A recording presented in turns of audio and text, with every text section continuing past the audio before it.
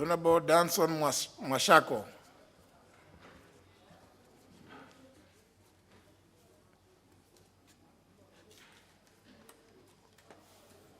I've just seen the member, but he has gone to some other place. Next question by the member for West Mugirango, the Honorable Kemosi. Put your count. It's not showing.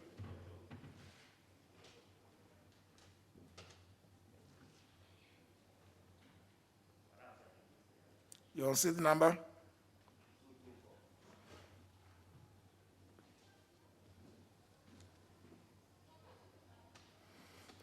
Come to the dispatch.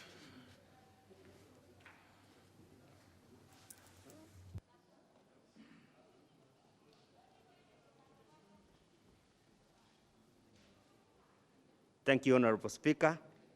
I wish to ask my question directed to the Cabinet Secretary for Interior and the Coordination of National Government.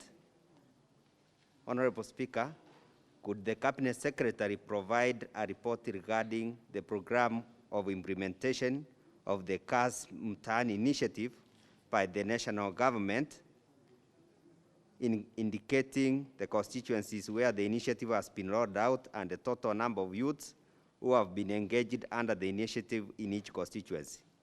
Part 2, why have some constituencies, including West Mugirango constituency, not benefited under the initiative? I thank you, Honorable Speaker. Question to be responded to before the Departmental Committee on Administration and National Security. Next question by the member for Teso South, the Honorable Omuse.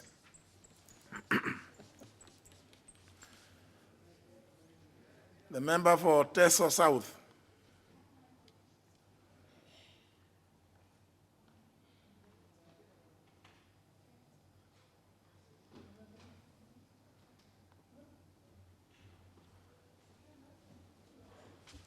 Thank you, Honorable Speaker. I beg to ask the question number 107/2020 to the Cabinet Secretary for Transport, Infrastructure, Housing, Urban Development and Public Works. Roman 1. Could the Cabinet Secretary explain why the construction of Busia Junction B1, Alupe Junction C43 bypass in Teso South constituency has stalled despite having been funded, and when are the works expected to resume? Roman 2.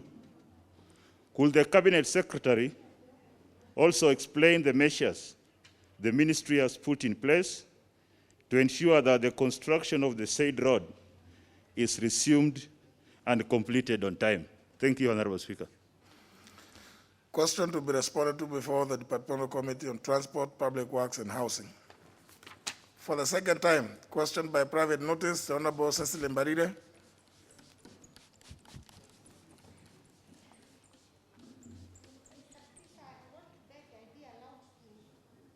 Get it here. Do you have a copy?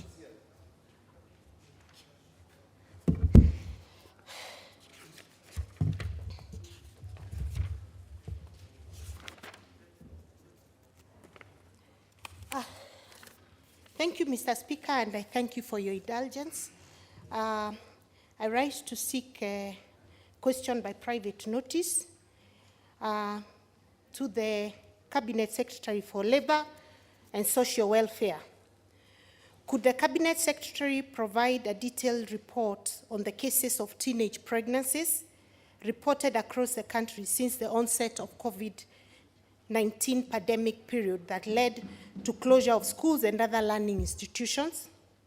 2, what urgent steps is the ministry taking to ensure protection and safety of all children in the country?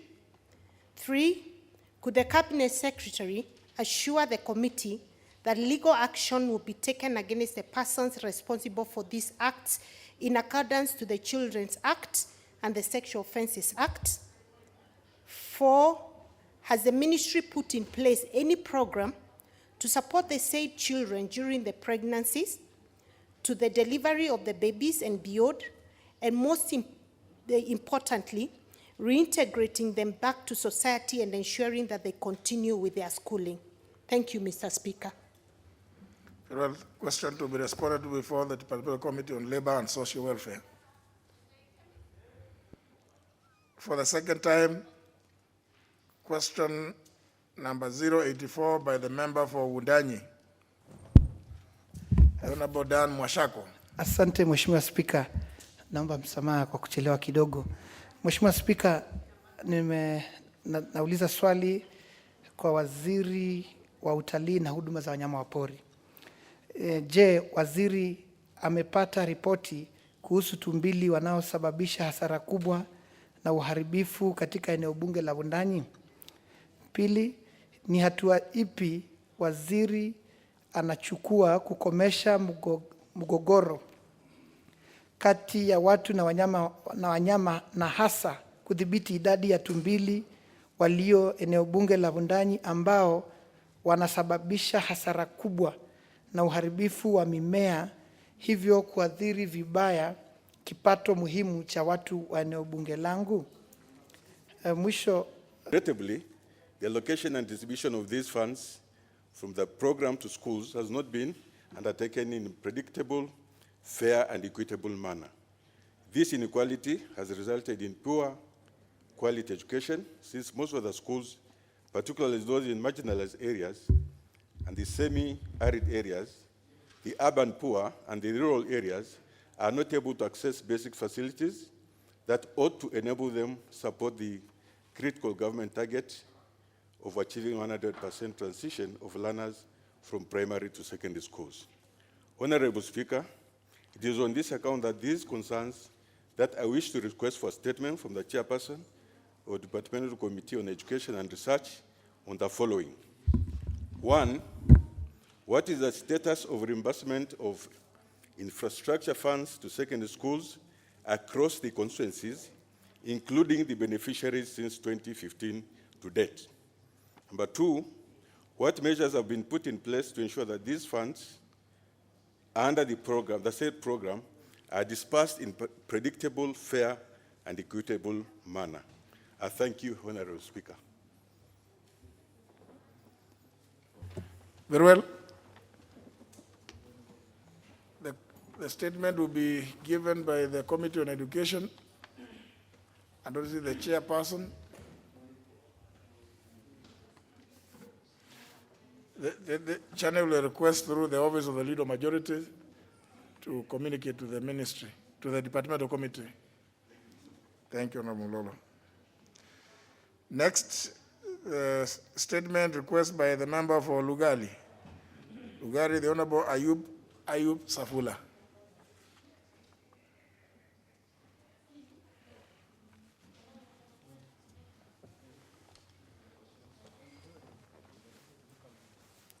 Thank you, Mr. Speaker. My statements regarding disbandment of Strategic Food Reserve Trust Fund in the country.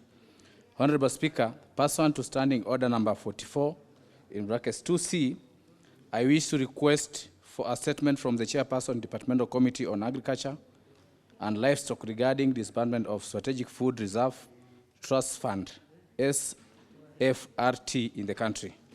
Honorable Speaker, the Strategic Food Reserve Trust Fund is a fund established under the Public Finance Management Regulation of 2015 with its main function to stabilize food supply and price in the country, arrange for procurement, storage and sale of food commodities, maintain adequate strategic food reserve in physical stocks and cash equivalent at any one given time, and mobilize resources to support strategic food reserve and related activities.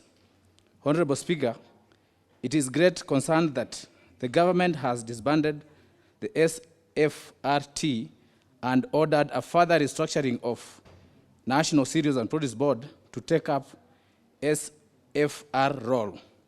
This has disadvantaged farmers on matters relating to imports. Further, Kenya is facing a serious food shortage owing to the locust invasion, coronavirus, lockdowns, floods, and unavoidable weather conditions. The Strategic Food Reserve sold all its stock, but it's yet to restock because the board was not given a go-ahead to buy maize. Further, the country had expected to harvest 40 million bags of maize, but less than 30 million bags were realized last season. Honorable Speaker, it is against this background that I seek a statement from the Chairperson, Departmental Committee on Agriculture and Livestock, to address on the following. 1, explain the circumstance that led to the disbandment of Strategic Food Reserve Trust Fund. 2, explain how the government will manage matters tasked with ensuring the rotation of stocks at food reserve, fundraising, monitoring, grain market price, and food quality standards along food reserve supply chain in the absence of the Strategic Food Reserve Trust Fund. 3, look into any possible way of restoring the SFRT Fund stock board to do the following functions: strengthening and making it corporate, with a CEO of the fund being the fund administrator reporting to the board. And finally, transferring to the National Treasury or the Office of the President, as it's a fund for strategic food security, which is a matter of national security, as it coordinates with several government ministries, state departments that are beyond crop development and agriculture research to avoid undue dominance of maize in food conservation. Thank you, Mr. Speaker. Well, statement will be responded to through the Committee on Agriculture and Livestock. The member for Narok, Honorable Sripan. Thank you, Mr. Speaker. Honorable Speaker, pursuant to Standing Order number 44, 2C, I seek a statement from the Chairperson, Departmental Committee on Environment and Natural Resources regarding compensation for human-wildlife conflict in Narok County and other parts of the country. Honorable Speaker, more than 65% of Kenya's wildlife roam freely from parks and reserves to community and private lands. Wildlife is a national heritage, an asset owned by all Kenyans, and more than 75% of our tourism is wildlife-based, earning Kenya colossal amounts in revenue annually, contributing the second highest source of foreign exchange and job creation for Kenyans. On the other hand, wildlife has become a walking nightmare and curse to host communities in Narok and certainly other affected counties. Countless families continue to lose both loved ones and their hard-earned livelihoods due to the rampant human-wildlife conflict. According to statistics, in a 3-year period between 2015 and 2017, more than 500 persons were killed and more than 3,221 injured, during which only 10% of the reported cases were compensated. In Narok County, the statistics are even more dismal, with the last payments ever made for death dating back to 2014, for less than only 10% of the reported cases, while no single case of loss of property, livestock, and crops has ever been paid since 2013, when the Wildlife Act was passed. Just a week ago, a 15-year-old Form 2 student from Motorok, a village in Majimoto, Narosra Ward in Narok South, one Saruni Naingisa, sadly became part of these statistics when he was trampled to death by an elephant while he watered his family's tomato shamba at 10 a.m. The Wildlife Act 2013, Section 25, provides for compensation for personal injury or death or damage to property caused by wildlife, certainly clearly stipulating the amount and procedure for payments to affected families. Yet we continue to see a total lack of commitment on the part of the Ministry of Tourism and Wildlife and the Kenya Wildlife Service to see through prompt response and compensation for those affected. Anytime there is death or injury to a wild animal, the Kenya Wildlife Service moves with lightning speed. But where human life is lost, we see total disregard on the part of the Kenya Wildlife Service for the right to human life. Honorable Speaker, it is against this background that I seek a statement from the Chairperson, Departmental Committee on Environment and Natural Resources on the following. Can the Ministry of Tourism and Wildlife, one, provide a detailed report on the current status of compensation for reported cases of death, loss of property, livestock and crops as a result of human-wildlife conflict by county? And two, report on the amount of compensation funds budgeted in the current financial period and provide the compensation plan, again, by county. Thank you, Mr. Speaker. I don't see the chairman, or the Honorable Kareke Mbiuki. Yes. Thank you, Mr. Speaker. Mr. Speaker, I really want to sympathize with Honorable Soipan and other honorable members because the issues of human-wildlife conflict have really caused a lot of problems in the country, Mr. Speaker. Mr. Speaker, my committee have been insisting with this matter of human-wildlife conflict through questions and petitions. We have also received a question from Honorable Masako. And Mr. Speaker, I want to make an undertaking that you are going to prosecute all these issues within the next 2 weeks. But Mr. Speaker, allow me to say that the bigger challenge which we have is the budgetary allocation to the issue to do with human-wildlife conflict. The next financial, Mr. Speaker, 2020-2021, we have an allocation of only 500 million against confirmed cases of more than 6 billion, Mr. Speaker. So, Mr. Speaker, as we prosecute this issue, I would really also like to urge the honorable members that we really consider doing further funding to the State Department of Wildlife so that we can be able to mitigate the issues of human-wildlife conflict. Mr. Speaker, I want to make an undertaking that within the next 2 weeks, I'm going to issue a very, very comprehensive statement analyzing the payment done to date in Narok County and all the other parts of the country. I thank you, Mr. Speaker. Very well. Sergeant at Arms, there are a total of 32 seats where members had been allocated who appear to have decided to go to the villages or to the streets. So you can invite all the other members who may be desirous of coming into the chamber, 32 of them.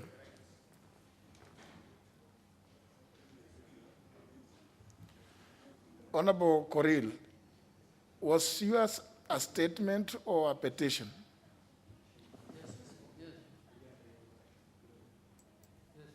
Mr. Speaker, mine was a petition. You see, that's why I thought you did not understand the procedures of the House, because when you were running up here to come and tell me about something, we'd already passed that order.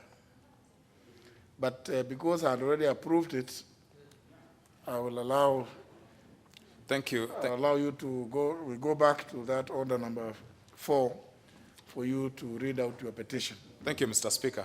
Thank you for intervening. I'm reading this petition, Mr. Speaker, on behalf of the residents of Sanfale, Royal Park, KMA, Shalom Estate, and Forest View in Langata constituency. Mr. Speaker, I will read verbatim.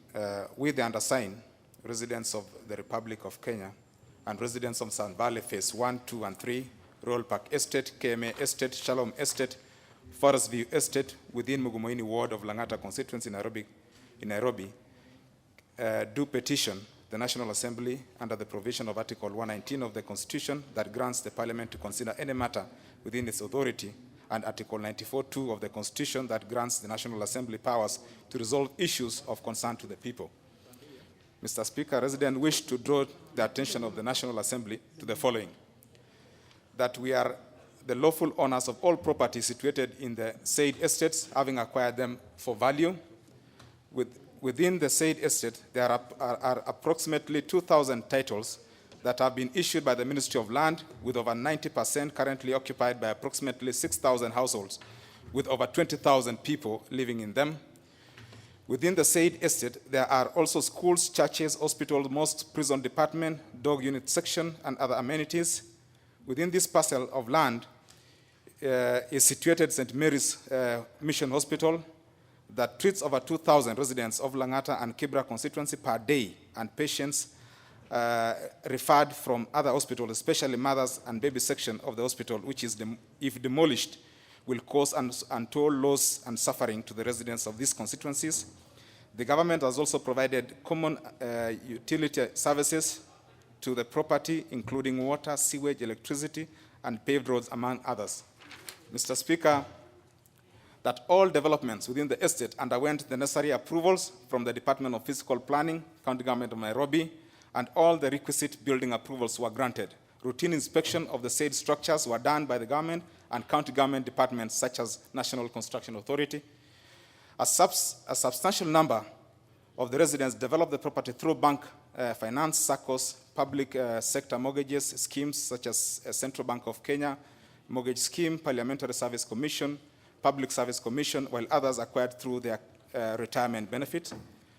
Mr. Speaker, that the residents have had quiet possession of the respective property for over 20 years, and a range of transactions over these properties have taken place. Some have charged the financial institutions, some have sold, and others have subdivided as allowed by law.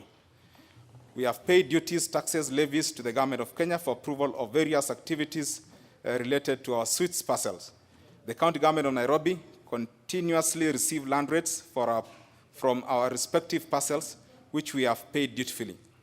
In a strange surprise, Mr. Speaker, and turn of events, on 2nd June 2020, the Cabinet Secretary responsible for Environment and Forestry has made media pronouncements highlighting that the land where our properties are situated within Ngong Forest has threatened to even release wild animals. I'll repeat that. In a strange surprise and turn of events, on around 2nd of June 2020, the Cabinet Secretary responsible for Environment and Forestry has made media pronouncements highlighting that the land where the properties are situated within the Ngong Forest and has threatened to even release wild animals to our estate. The unwarranted threat by the Cabinet Secretary has been followed by continuous aerial and physical surveillance of the area by the KFS, Kenya Forestry Services team, which the latter accompanied by a verbal warning to the security guards of the said team, expressing the intention to fence off the main gate of the estates with the intention to deny residents access to their premises or fence in the residence. The verbal threats by the Cabinet Secretary and the KFS have been captured and highlighted by both print and media and electronic media house, thus questioning the legality of our titles documents which the government validly issued to us. These threats have caused a lot of anxiety among us, the residents of these estates, and thus interfering with the quiet enjoyment of our property.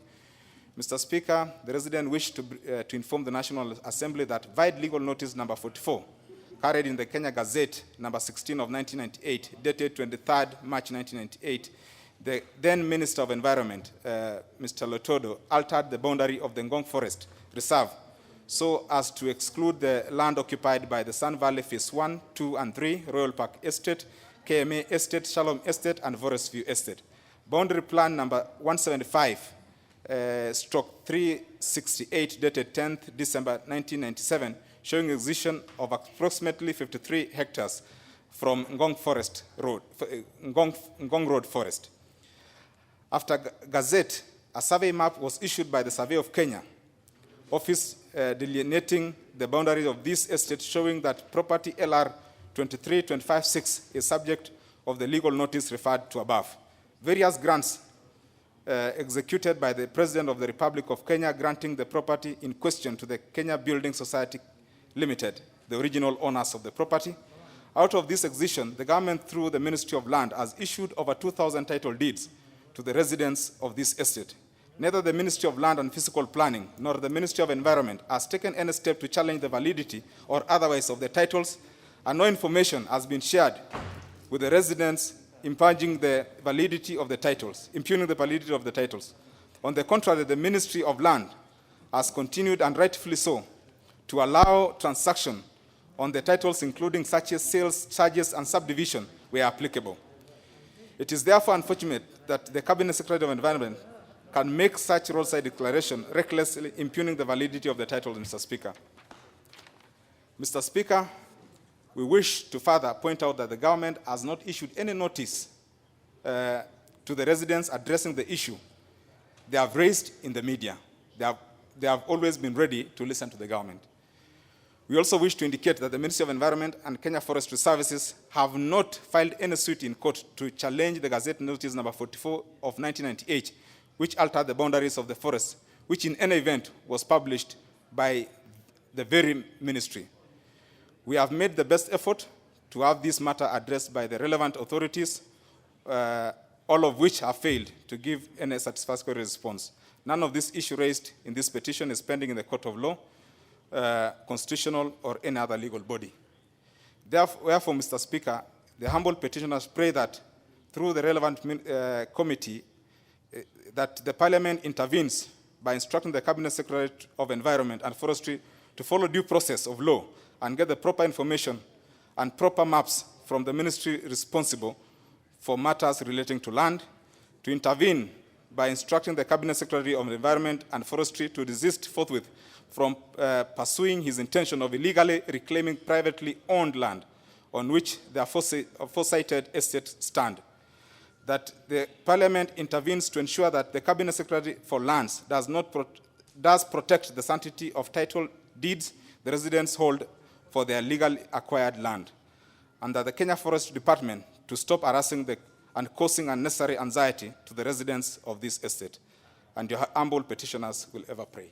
Thank you, Mr. Speaker. For the Honorable Junet. Thank you, Mr. Speaker, for giving me this opportunity. Mr. Speaker, I want to support the petition that has been just read by the MP for Langata. Mr. Speaker, this matter is of very great national importance, Mr. Speaker. And here in Parliament is where issues of concern to the citizens are discussed, Mr. Speaker. That is why we sit here every week, 3 times, 4 times, even under Corona, Mr. Speaker. Mr. Speaker, that land in question is a land that has been claimed to have been forest land. But Mr. Speaker, those people who are living there, they are not, Mr. Speaker, there is a community here who are discussing the communal issues.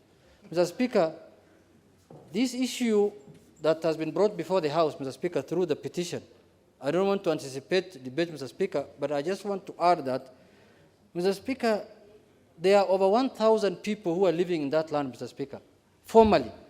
They are not informal, they are not shanties, they are not mabati, Mr. Speaker. These are people who have been issued with title deeds by the government of Kenya, Mr. Speaker. And the petitioners in their petition claim that there was a survey plan, there was a deed plan, all documentations were given, and even the forest was degazetted by the government of the Republic of Kenya, Mr. Speaker. Mr. Speaker, it's my humble request that the House takes that petition very serious, and I want to urge the Minister in charge of Environment, now that this matter is seized of this House, Mr. Speaker, until this petition is decided in one way or the other by this House, he should halt whatever action he wanted to take. He should not release the animals from the national park, as he said to those people. We don't want them to be eaten by lions, Mr. Speaker, and hyenas. Let those people, some of them, Mr. Speaker, are retirees, government retirees. Some of them are from my constituency, who have retired from different departments of the government, Mr. Speaker. They petitioned me over the weekend. So, Mr. Speaker, this is an arm of government.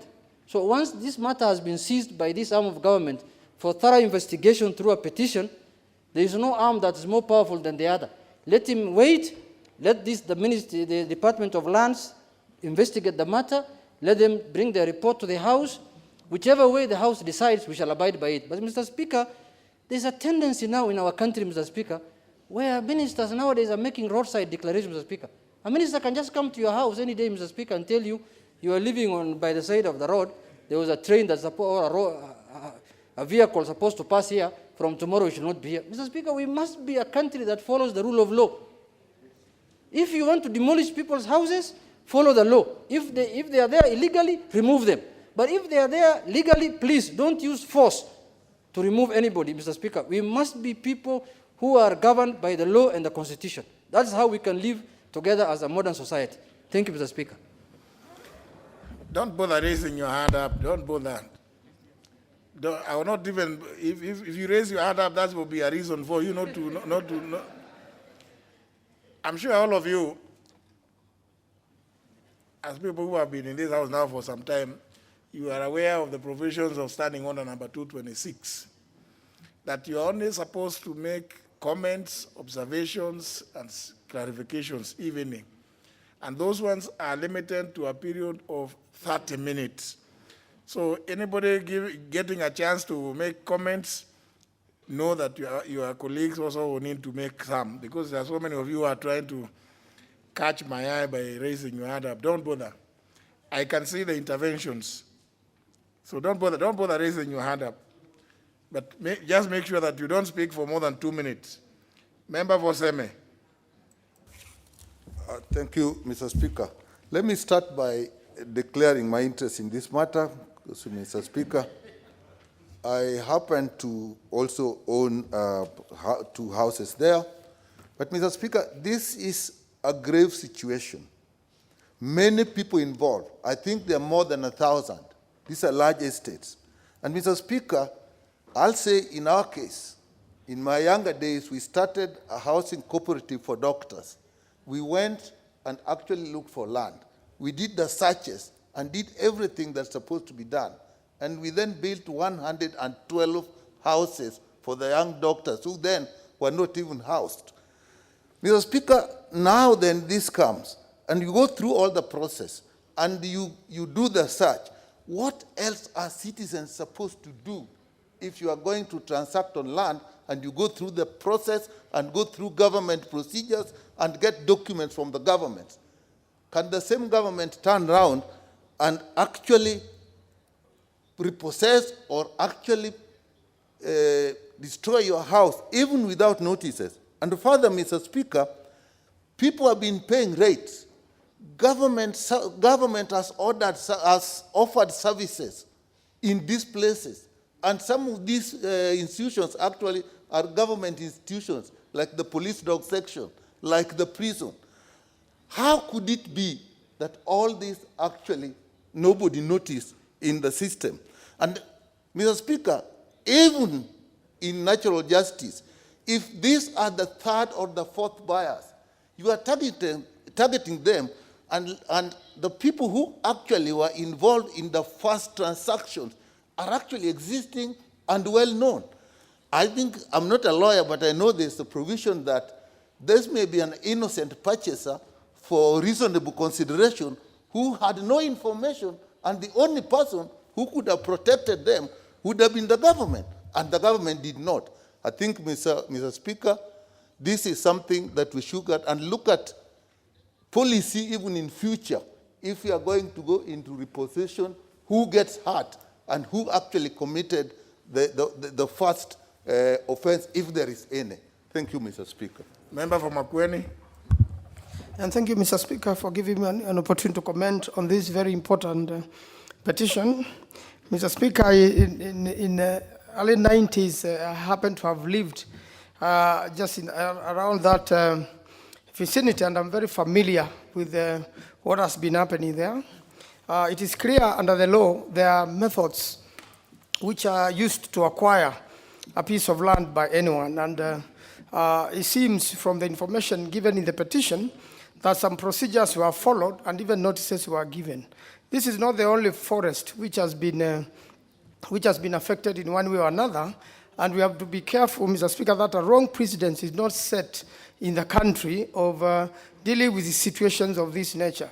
The similar ministry at one point, Mr. Speaker, had an issue with the houses along the western bypass, and Mr. Speaker, there was a meeting and the issues were resolved and the matter was settled and the houses were not destroyed. So you see that particular precedent, Mr. Speaker, then I will urge, while Parliament is looking at this matter, there must also be a meeting, a reconciliatory meeting, which will reconcile all issues, and this being government land, Mr. Speaker, then a solution should be found. I thank you.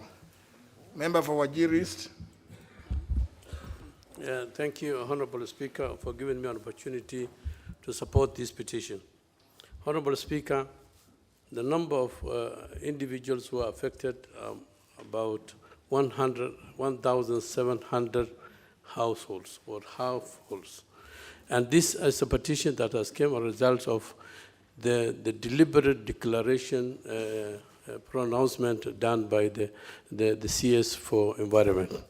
Honorable Speaker, there are quite a number of individuals, particularly on this 1,700, which is a huge number, and most of them have been civil servants, middle cadre civil servants, very middle class other citizens who have acquired loans, who have used their retirement benefits to get a shelter in the city.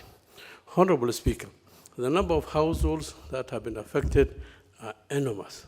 And these individuals who have bought this land mostly were working on the fact that this is a legally acquired titles. They have bought it, they have bought from individuals. If the article, Gazettement Notice of 1998 of 44, if is a government document which has authorized the acquisition of that land for development of private partners, private developers. And these individuals, the 1,700 have complied.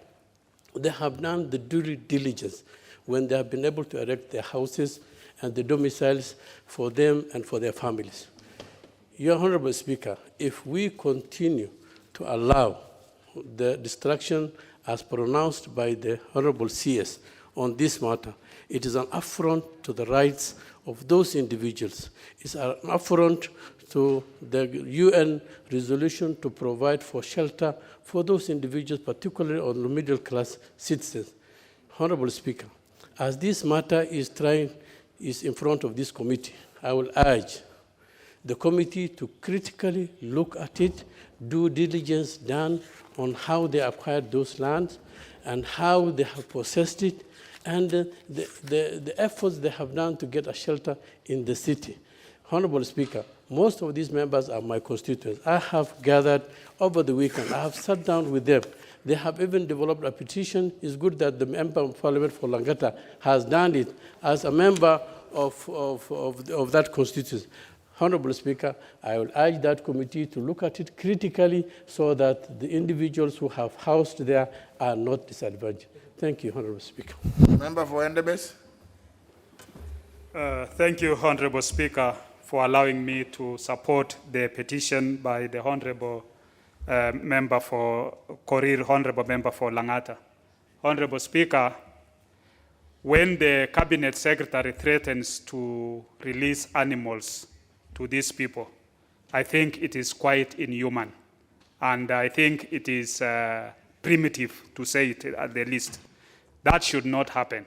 You cannot threaten people that you will release animals to make sure that these people are, the government is supposed to provide protection. And according to the Wildlife Act, the wildlife should also be protected from endangering the lives of people. And that's why we have mechanisms for compensation. So I think, Honorable Speaker, should anything happen, the Cabinet Secretary should be held liable and responsible and personally liable for any lives that are going to be lost in that place, or any injuries that people are going to be done there, or any damages to the buildings that these people have infested their lives. So I hope the committee will look at it, and I think it is important that when they prepare the report, if it is possible, let the report be tabled in this House and be debated so that we can have House resolutions that can be binding and help these people, that they can all have a decent living, especially with the President saying housing is one of his key 4 agendas. Thank you, Honorable Speaker. Member for Funyula. Thank you, Honorable Speaker. I also stand in solidarity with the affected families. Honorable Speaker, the right to property is enshrined in Article 40 of the Constitution. Whoever alleges otherwise, whoever wants to defeat that particular protection of the Constitution, as is said in law, whoever alleges must prove it. The only instance where such a right can be defeated is where fraud can be ascertained. Honorable Speaker, again, if you go to sections 25 and 26 of the Land Registration Act reiterates the same position. Again, the issue of fraud or illegality or unprocedural process can be the only reason under which the right to property can be defeated. I therefore urge the committee that's going to be assessed of the matter to start their deliberation or discussion based on those two legal provisions to assist them settle the matter. Honorable Speaker, I think it has come to a time we must settle this matter once and for all. There has been so many cases of such a nature, and we must truly and fairly settle this matter and set a precedence that we'll use in future endeavors. With those few remarks, I support the petition. Member for Wundanyi. Asante, Mheshimiwa Spika.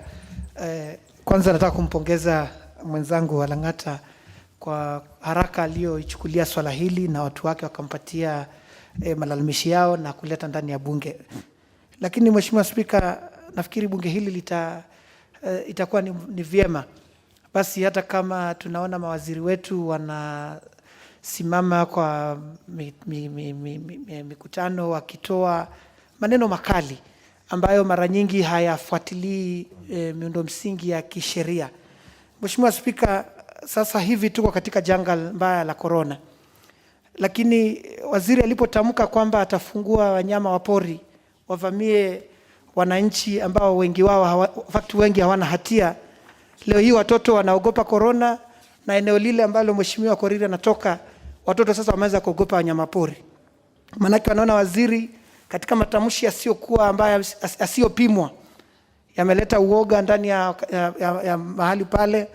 Na kwa kweli Mheshimiwa Spika, wanenaji wengi wamesema ni vyema waziri anapotamka jambo wacha awe kwamba amelichunguza kwa makini, lisije likawa tu ni jambo ambalo analitamka kama kutia watu uoga. Manake kwa kweli Mheshimiwa Spika, tunavyoongea sasa, Mheshimiwa Korir na sisi ambao tunakaa maeneo yale, wananchi wanatusimamisha hata kwa njia wakitaka kujua ni vipi tunafanya nini kuhusiana na jambo hili ambalo wengi wao, mimi najua baadhi ambao wanatoka eneo bunge langu ambao walichukua mikopo, wengine hata mwaka jana tu, na sasa wako na mikopo ambao wanalipa mamilioni ya pesa. Alafu waziri anainuka na anatangaza kwamba wale wote wanaishi pale wana hatia. Mheshimiwa Spika, kwa hivyo Mheshimiwa Spika, bunge hili ni vizuri hata liweze kuwa tunachukulia ama tuna summon kwa Kiingereza wanasema waziri ambao anatamka mambo ambayo hayana msingi wa kisheria. Mheshimiwa Spika, kwa jambo hili naunga mkono petition hii. Asante Mheshimiwa Spika. Lakini kabla niketi Mheshimiwa Spika, Leader of minority, you overshot your time. Leader of minority. On a point of order, Mheshimiwa Spika. How? Where did you on a point of order. Where did you learn that? On number 7, Mheshimiwa Spika. You know you moved to petitions before you, You know, this house is not run like the county assembly, so you can't just be contributing to something and then the next thing you are trying to talk about point of order. I don't know, go to number 7. How is that? It's never done that way. Please, all of you are taken to several induction workshops. You cannot just start now. What we are seeing all over in the county assembly, you want to introduce it here? Not under my watch. Leader of minority. Thank you, Mr. Speaker, for giving me this opportunity also to contribute to this petition. And Mr. Speaker, first I want to thank the honorable member who has brought this petition to the House, the MP for Lang'ata, although we don't agree in many things, but probably on this one, we are together. Mr. Speaker, I hope that the state, the executive, is listening and watching what we are discussing this afternoon. I hope that the Cabinet Secretary in charge of environment is watching us, and I hope that the President of the Republic of Kenya is watching. Mr. Speaker, mistakes could have been committed, and this mistake was probably committed in 1998 or earlier in terms of exercising this forest and allowing human habitation.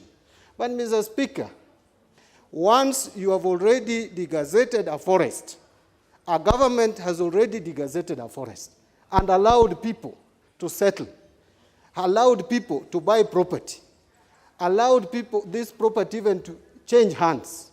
Mr. Speaker, another government cannot come and claim that previous government acted illegally. Because that was also a government, Mr. Speaker. Mr. Speaker, the executive needs to realize that what almost brought American economy to its knees was issue of property. We should not play with the sanctity of titles. Either title is valid or it is not valid. We cannot have two ways, Mr. Speaker. And Mr. Speaker, we want to tell this cabinet secretary that the process must be followed. Mr. Speaker, if you look at Article 70 of the Constitution on issue of enforcement of environmental rights, if you allege that a right to enjoyment of environmental rights has been violated, you need to go to court to get an order. And this does not discriminate. It does not say that cabinet secretary is exempted from this provision. If the cabinet secretary feels that the law has been violated, the best thing to do is to go to court, get an order, and then now he can evict. But you cannot threaten Kenyans who are living and in hundreds and thousands, Mr. Speaker. This is something that this House should not allow. And I expect this committee to expeditiously deal with this matter, bring it here, so that we tell the cabinet secretary that he does not own this country. He may be doing the right thing, but doing it the wrong way. Let him look for the best way to conserve our forests, but not to declare and render people destitute and landless and homeless, Mr. Speaker. It is not acceptable. I don't own land. I heard him say, Mr. Speaker, allow me to say this as my final words. I heard him say that even current members of parliament own houses there, as if it is a crime to own a house at that place, because people are selling and buying. But Mr. Speaker, I don't own a house there. I don't have a relative owning any house, but I'm a Kenyan. I am a member of parliament. I'm a member of National Assembly. I speak on behalf of the people of Kenya. You cannot joke around with the title deeds that people own, unless those title deeds are regularly procured. But they were not. The forest was degazetted by Lotodo in 1998. Who was a minister like him? His decision today, he would want to be respected 10, 20, 30 years to come. We don't want anarchy in this country. And he's behaving, Mr. Speaker, I thought he was a very good gentleman. But the way he talks, how can you say that you release animals on Kenyans, threatening Kenyans, that you would kill them? Are you a terrorist? Is he, what kind of a minister is he? A cabinet secretary is he? Only terrorists can talk like that. I've never seen any human being civilized, a lawyer of his repute, telling people that you would release animals to kill them. What kind of a cabinet secretary is that? In fact, if there is any cabinet secretary who needs censure, it's this cabinet secretary, not the one that we saw here the other day. This is the one now that needs to be censured, Mr. Speaker. Thank you. Well, we are almost ending the time allocated. Member for Igembe Central. Thank you, Mr. Speaker, for allowing me to put my input in this petition, which I support my colleague, Honorable Korir. Mr. Speaker, the government which gave out this land is the same government which is trying to take away that land. And the person who was given, or those people who were given that piece of land, and not only in Langata, in many other places in this country, Mr. Speaker, it beats all reasoning and it also beats me. When we talk of the government giving you land, you have a valid title deed, which is already secured in RV House, and it can be documented there, and then somebody comes and says this thing is illegal. Instead of pursuing the person who gave it, or the office which gave that particular document, or the person who did the evaluation and even the sale and everything, you go to the individual who doesn't know anything. And therefore, when now you come now telling the individual this is not your place and you have other documents, it beats all the listening. It's like putting some coins in this pocket and removing and putting the other one, and they are both your pockets. So it's not the issue of the residents of Langata to determine who went wrong and when. It is up to the same government to go back and see when the rain started beating the same government. I think the people of Langata should be left in peace and the committee go on course. And as it has been suggested here, Mr. Speaker, let the cabinet secretary hold his horses, let the House determine, and then we move forward. I thank you, Mr. Speaker. Member for Kadiani. Thank you, Mr. Speaker, for this opportunity. Mr. Speaker, the issue of land is extremely sensitive. In fact, it's really a matter of sometimes life and death, because not just about the threat from the CS, but really when people lose their livelihoods, even many people commit suicide. And Mr. Speaker, it's important that we agree that as a capitalist nation, a title deed is an extremely sensitive document and must be respected. And these people apparently were given title deeds by the government. Mr. Speaker, I want to say that the CS issued a public pronouncement. Under the Statutory Instruments Act, regulations are defined as one of the things that defines a regulation is a public pronouncement from a public officer, which has the effect of law, which in essence means that if the CS is very serious about what he said, then he must bring it to this House so that this House can make a determination. Otherwise, Mr. Speaker, I thank you for the opportunity. Member for Mara. Thank you, Mr. Speaker. Mr. Speaker, I would like to thank you for giving me this opportunity to comment on this petition by the Honorable Korir.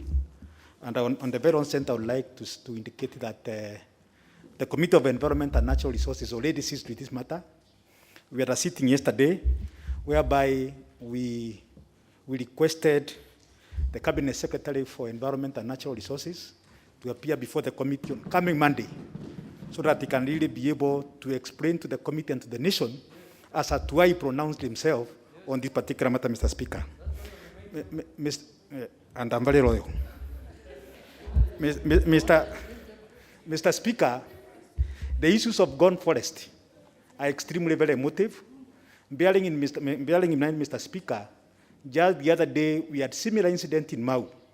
And when we engaged the Cabinet Secretary, the same Cabinet Secretary in terms of the evictions in Mau, he indicated that the people who are being evicted, it was out of they had ballooned the land which initially were not supposed to be part of the settlement, Mr. Speaker. But Mr. Speaker, in Mau we have 22 blocks, and out of those 22 blocks, many of them have actually been encroached, and we directed the Cabinet Secretary to ensure that he does a cleanup of the entire 22 blocks. Mr. Speaker, sir, when it comes to the areas which have been inhabited by the most vulnerable members of the society, that is where you went, Mr. Speaker. We have so many other areas which I don't want to mention here, but our report which we tabled in this House is very clear on the same. It did not go there, Mr. Speaker. We only saw him resurfacing in Gong the other day. Mr. Speaker, it is extremely very unfortunate that whatever is happening in Gong may happen elsewhere. We have gazetted forests across the country. We have 6 or 7 water towers in the entire country. And we want to call upon the Cabinet Secretary to inform the country all the areas which he may think that the Kenyans have encroached on. Mr. Speaker, I come from the slopes of Mount Kenya, in particular Chogoria, which is just on the slopes of Mount Kenya. I don't know if at all I'm sitting on a gazetted forest, Mr. Speaker. So it is extremely very unfortunate, Mr. Speaker, when a Cabinet Secretary just wake up one morning with all the arrogance you can be able to talk about, Mr. Speaker, and be able to pronounce himself on some of these issues without even following the law, Mr. Speaker. Mr. Speaker, it is incumbent upon this House. The power bestows this House when it comes to the gazettement of any forest, Mr. Speaker.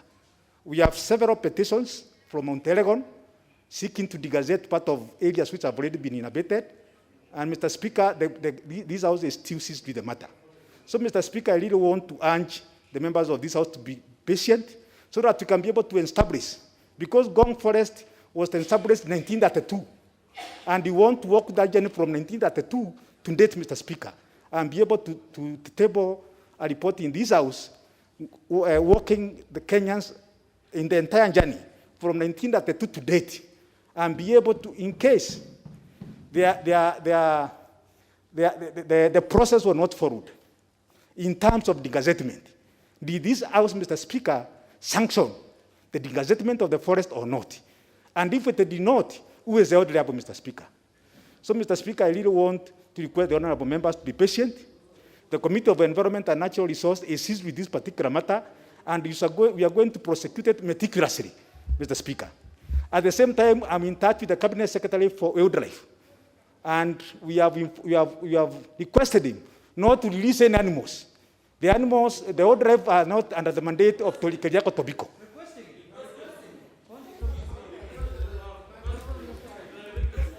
The Honorable Kareke Bioki has used the most appropriate Mr. word. Speaker, I know many of you are in the habit of summoning, directing.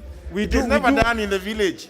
He is using the correct terminology. Mr. Speaker, you know, once a minister, always a minister. So I know how to engage this cabinet secretary so that we can be able to get the desired result, Mr. Speaker.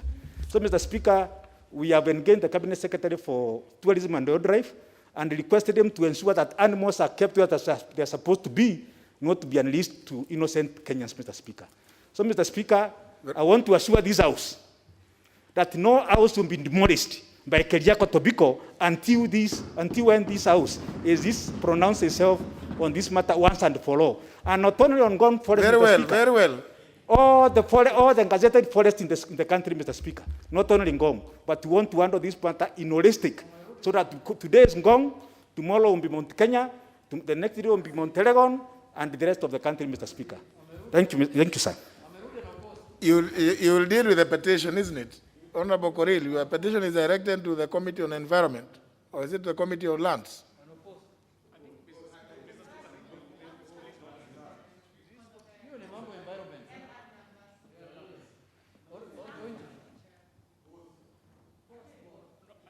Give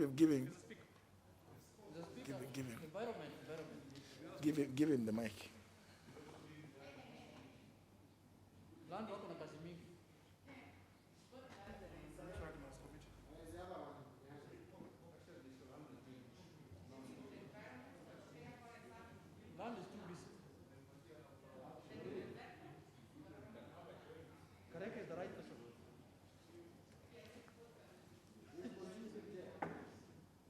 Is your card in?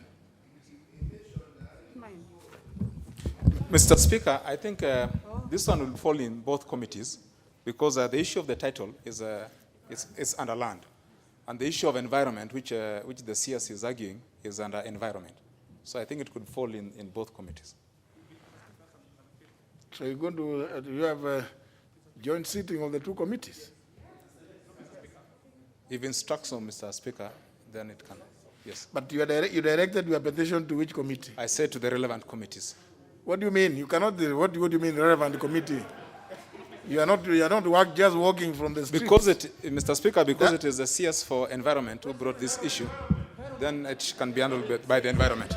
Very well. Mr. Speaker. Then the petition go to the Committee on Environment. Thank you, Mr. Speaker. Yes.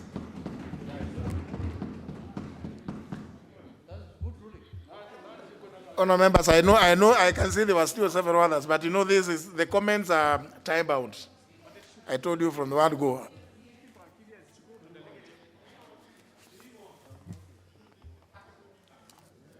If the member who is engaging the leader majority, if you could take a seat briefly.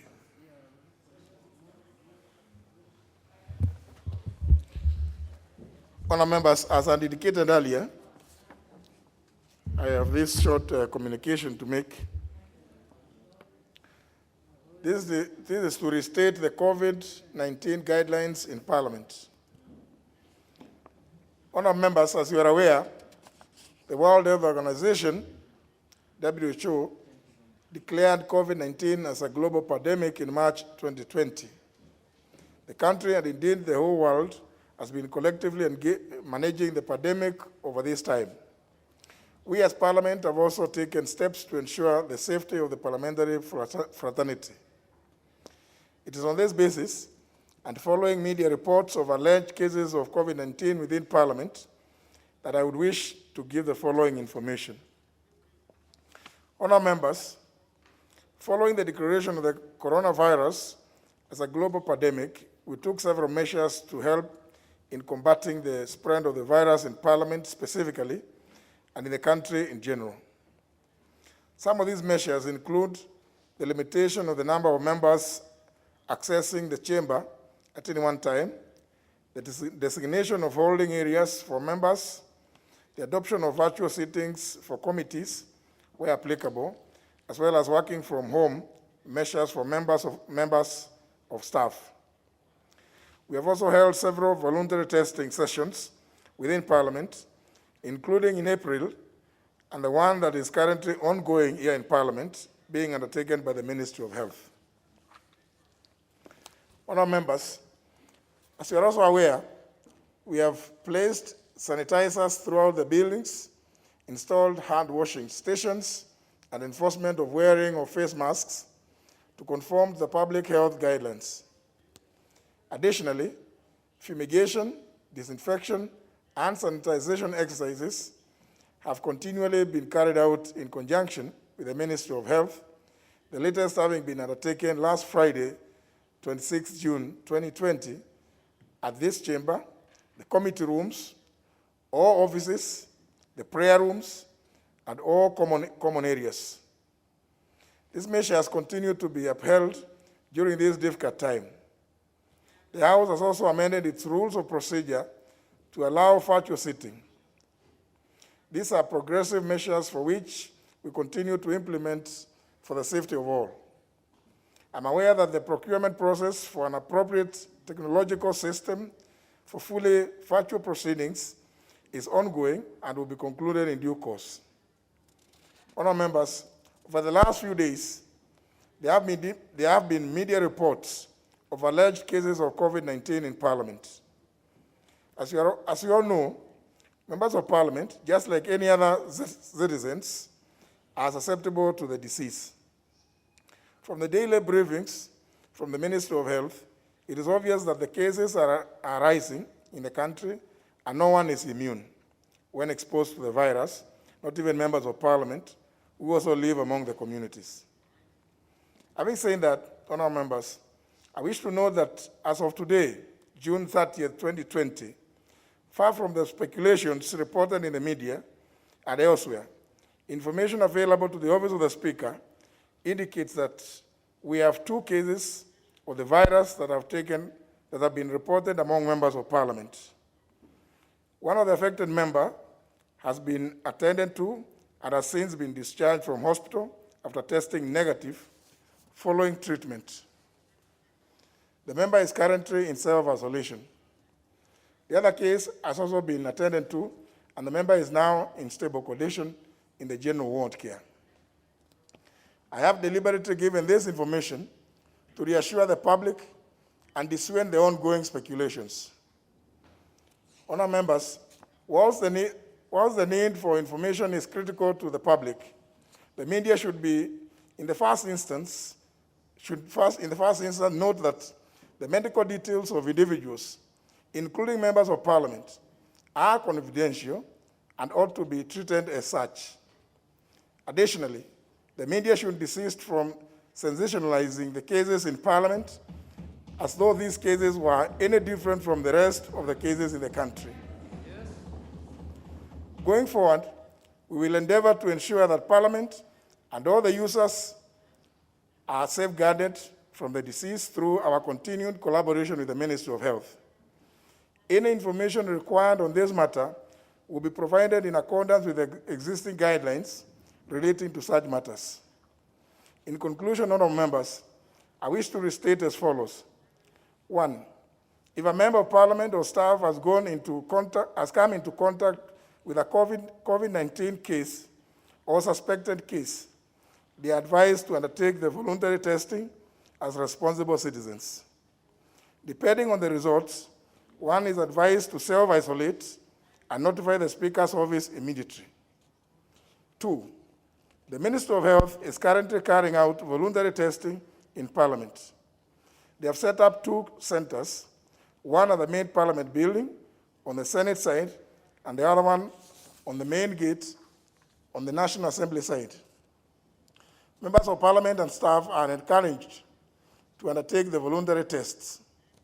3, honourable members of Parliament are reminded to also encourage their staff, including drivers and security officers, to undertake the tests, and more importantly, to wear the face masks whenever in public.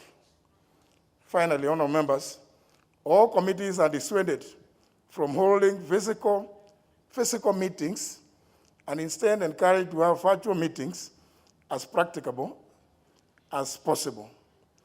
In this regard, and pursuant to my earlier guidelines, no physical meetings are to be held without complying with the Ministry of Health guidelines and my direct authority.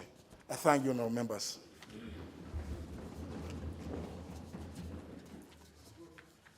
Next one.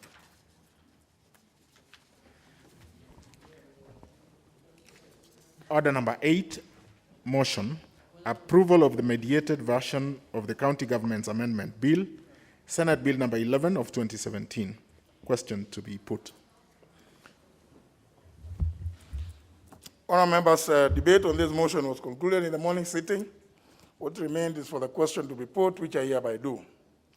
That this House adopts the report of the Mediation Committee on the County Government's, in brackets, Amendment Bill, Senate Bill number 11 of 2017, laid on the table of the House on Wednesday, April 22nd, 2020, and pursuant to the provisions of Article 113, Clause 2 of the Constitution, and standing order number 150, approves the mediated version of the County Government's Amendment Bill, Senate Bill number 11 of 2017.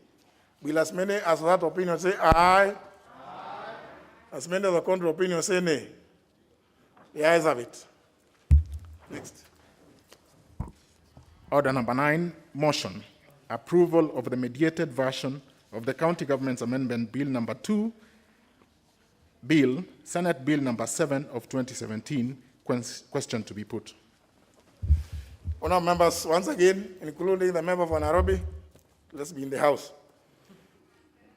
Again, debate was concluded, and what remained for the question to be put, which I hereby do, that this House adopts the report of the Mediation Committee on the County Government, in brackets, Amendment number 2 Bill, Senate Bill number 7 of 2017, laid on the table of the House on Wednesday, April 22nd, 2020, and pursuant to the provisions of Article 113, Clause 2 of the Constitution, and standing order number 150, approves the mediated version of the County Government Amendment number 2 Bill, Senate Bill number 7 of 2017.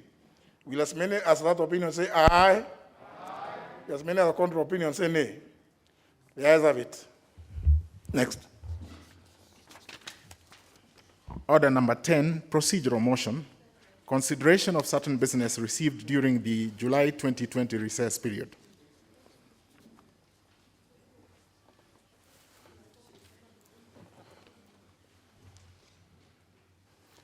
Leader majority, sorry.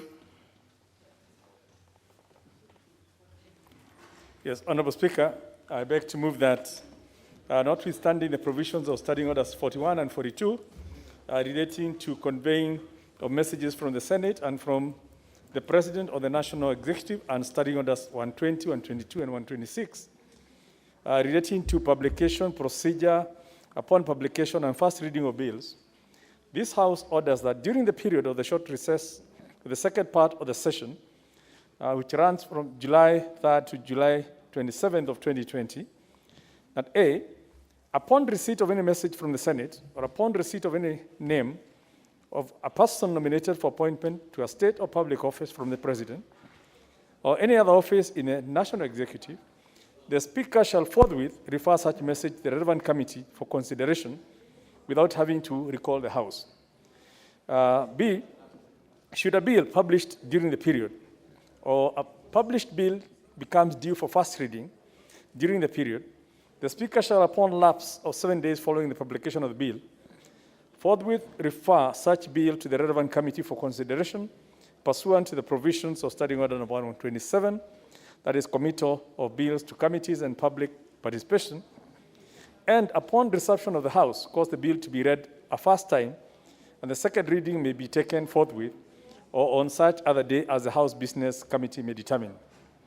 See, Mr. Speaker, should the Speaker receive a message relating to the Senate amendments to a bill originating in the National Assembly, the Speaker shall forthwith refer the schedule of the Senate amendments to the relevant committee for consideration pursuant to the provisions of Standing Order 145, that Senate amendments to bills originating in the National Assembly, and upon resumption of the House, report such fact to the House.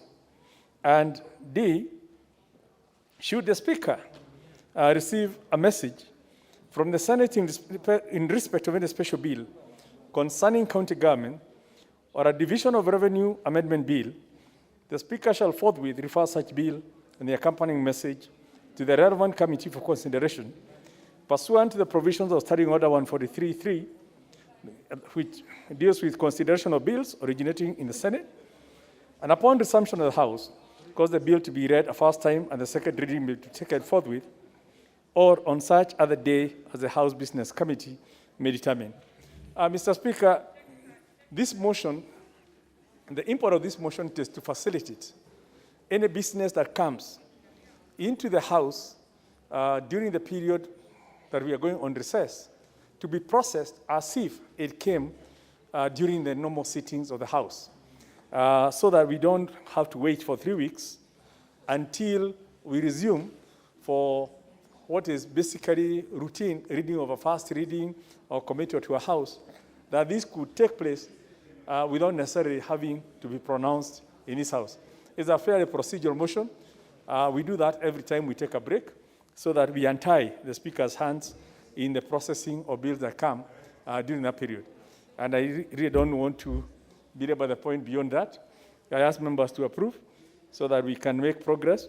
And I ask the Leader of the Minority Party, SP John Bundy, to second. Honorable John Bundy.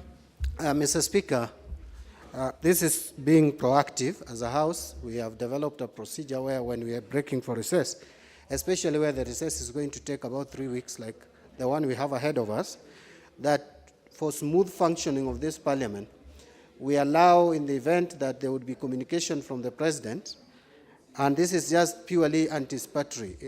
We are just anticipating. It has nothing to do with any possible changes in government. I know people will start speculating that we are speculating changes in the government, but in the event that that happens, if there is any communication from the President, then the Speaker would not have to wait for Parliament to reconvene or even ask members to come back just to deal with the communication from the Chair. So we are allowing the Speaker to refer the matters to the relevant committees for consideration. This will also include any possible bill that would come from the Senate when we are out there on recess, or even any other bill that falls due, that would be for, after the publication period. Then the committee can be seized of those bills, and so that when we come back, the committees will have dealt with some bills for us now to take them to further to the second reading. Mr. Speaker, with those many remarks, I second. Order. Order. I know Honorable Manzo. I know Honorable Manzo, you're excited as Honorable Kadini Kega says. I don't know excited about what. Honorable members, I propose a question that notwithstanding the provisions of Standing Order 41 and 42 relating to the conveying of messages from the Senate and from the President on the National Executive, and Standing Orders 120, 122, and 126 relating to the publication procedure upon publication and first reading of bills, this House orders that during the period of the short recess of the second part of the session, that's July 3rd and 27, 2021, upon receipt of any message from the Senate or upon receipt of any name of a person nominated for appointment to a state or public office from the President or any other office in the National Executive, the Speaker shall forthwith refer such message to the relevant committee for consideration without having to recall the House. B, should a bill be published during the period or published bill becomes due for first reading during the period, the Speaker shall, upon lapse of 7 days following the publication of the bill, forthwith refer such bill to the relevant committee for consideration pursuant to the provisions of Standing Order 127, committee of bills to committees, and public participation, and upon resumption of the House, cause the bill to be read a first time, and second reading may be taken forthwith or on such other day as the House Business Committee may determine. C, should the Speaker receive a message relating to the Senate's amendment to a bill originating in the National Assembly, the Speaker shall forthwith refer the schedule of the Senate amendments to the relevant committee for consideration pursuant to the provisions of Standing Order 145, that is Senate amendments to bills originating in the National Assembly, and upon resumption of the House, such fact to the House, and C and E, is it D actually, it should be D. Should the Speaker receive a message from the Senate in respect of any special bill concerning county governments or a division of revenue amendment bill, the Speaker shall forthwith refer such bill and the accompanying message to the relevant committee for consideration pursuant to the provisions of Standing Order 143.3, consideration of bills originating in the Senate, and upon resumption of the House, cause the division to be read a first time, and the second reading may be taken forthwith or on such other day as the House Business Committee may determine. Is it the mood of the House I put the question? It's fairly a procedural motion. Is that the mood of the House we put the question? Yes. Very well. Honorable members, I will put the question, which is that notwithstanding the provisions of Standing Orders 41 and 42 relating to the conveying of messages from the Senate and from the President or the National Executive, and Standing Orders 120, 122, and 126 relating to publication, procedure upon publication, and first reading of bills, this House orders that during the period of the short recess of the second part of the session, July 3rd to 27th, 2020, A, upon receipt of any message from the Senate or upon receipt of any name of a person nominated for appointment to a state or public office from the President or any other office in the National Executive, the Speaker shall forthwith refer such message to the relevant committee for consideration without having to recall the House. B, should a bill be published during the period or a published bill becomes due for first reading during the period, the Speaker shall, upon lapse of 7 days following the publication of the bill, forthwith refer such bill to the relevant committee for consideration pursuant to the provisions of Standing Order 127, that's on committee of bills to committees and public participation, and upon resumption of the House, cause the bill to be read a first time, and the second reading may be taken forthwith or on such other day as the House Business Committee may determine. C, should the Speaker receive a message relating to the Senate's amendments to a bill originating in the National Assembly, the Speaker shall forthwith refer the schedule of the Senate amendments to the relevant committee for consideration pursuant to the provisions of Standing Order 145, Senate amendments to bills originating in the National Assembly, and upon resumption of the House, report such fact to the House. And D, should the Speaker receive a message from the Senate in respect of any special bill concerning county governments or a division of revenue amendment bill, the Speaker shall forthwith refer such bill and the accompanying message to the relevant committee for consideration pursuant to the provisions of Standing Order 143.3, consideration of bills originating in the Senate, and upon resumption of the House, cause the bill to be read a first time, and the second reading may be taken forthwith or on such other day as the House Business Committee may determine. Will as many as are of that opinion say aye? Aye. Will as many as are of the contrary opinion say nay? The ayes have it. Next order. Order number 11, procedural motion, extension of period for consideration of a nominee for appointment as the Auditor General. Chairperson, Departmental Committee on Finance and National Planning. Yes, Honorable Dirango. Not yet, Honorable. Not yet. I don't know why it's not. What's your seat number? Okay. Thank you, Mr. Speaker. Mr. Speaker, I beg to move the following motion, that pursuant to the provisions of Section 13 of the Public Appointment Parliamentary Approval Act number 33 of 2011, relating to the extension of period for consideration of nominee for appointment to a public office, this House resolves to extend the period for consideration of the nominee submitted by His Excellency the President for appointment as the Auditor General by a further 14 days from the 8th of July 2020. Mr. Speaker, pursuant to this act, and in line with your communication dated 23rd July 2020, you directed the Finance and National Planning Committee to undertake approval hearing on the nominee for Auditor General, one Nancy Janet Gadogo, within 14 days from the 23rd of July 2020. This implies that the approval hearings and debate by the House ought to be concluded by the 8th of July 2020. Mr. Speaker, pursuant to Section 6 of the said Act, and in line with your communication, our committee went ahead to notify the general public and the nominee about this approval hearing, which is set for this Friday, this week, that will be on 3rd, 2020. And it has thus become necessary for the committee to seek the leave of this House to extend the period for consideration for the nominee for a further 14 days from the 8th of July 2020.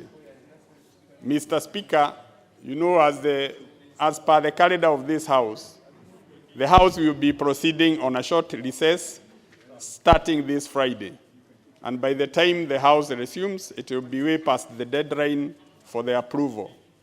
And given that Section 9 of the Public Appointments Parliamentary Authority Act, it states that after expiry of the period for consideration specified in Section 8, and Parliament has neither approved nor rejected the nomination of a candidate, the candidate shall be deemed to have been approved. And as this House may be aware, Mr. Speaker, the appointment of Auditor General has taken a long time. Actually, the outgoing Auditor General left in August last year. And it is a long time, and therefore, Mr. Speaker, we need to do the vetting exercise of the Auditor General as expeditiously as possible and conclude that matter. But however, Mr. Speaker, for the committee to undertake sufficient diligence and to ensure that we have the right person for the job, we seek the indulgence of this House so as to undertake the vetting exercise and to review memoranda from the public and be able to prepare a comprehensive report on the nominee in readiness for debate when the House resumes on July 28th. Mr. Speaker, I'm also inviting this House and alerting them that we shall have some amendments on the Parliamentary Approval Act. And the recommendations are that we add the days from 14 to 28, within which the House should be able to vet nominees. This period will allow the House and the committees to undertake approval hearings effectively and not to be seen as merely rubber-stamping the decisions of the executive. With those few remarks, Mr. Speaker, I'm inviting the members of this House to help us by approving this resolution to extend the period for consideration of vetting the nominee by a further 14 days. I wish, with those few words, Mr. Speaker, to move and invite my colleague, Honorable Bonnie Mwarika, to second. Honorable Bonnie Mwarika.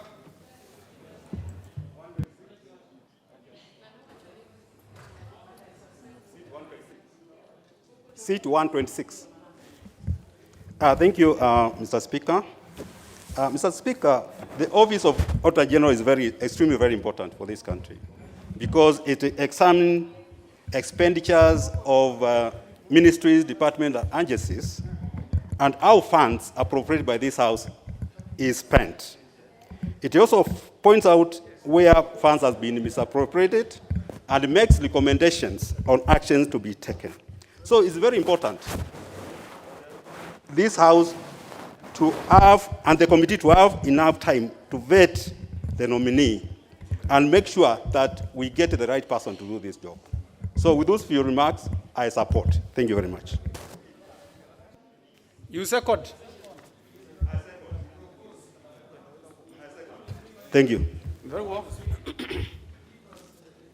Very well. Honorable members, I wish to propose a question, which is that pursuant to the provisions of Section 13 of the Public Appointments Parliamentary Approval Act 2011, relating to extension of period for consideration of nominees for appointment to a public office, this House resolves to extend the period for consideration of the nominee submitted by His Excellency the President for appointment as the Auditor General by a further period of 14 days from 8th July 2020. Is it the mood of the House that I put a question? Well, Honour members, I will establish the mood of the House on this particular one. Allow me to establish. I can't establish before I have asked the members that it is a procedural question, and the members can contribute. But let me establish from the House that the Speaker puts a question. The mover be called to reply. Will as many as are of that opinion say aye? Aye. Will as many as are of the contrary opinion say nay? No. There is have it. Mover.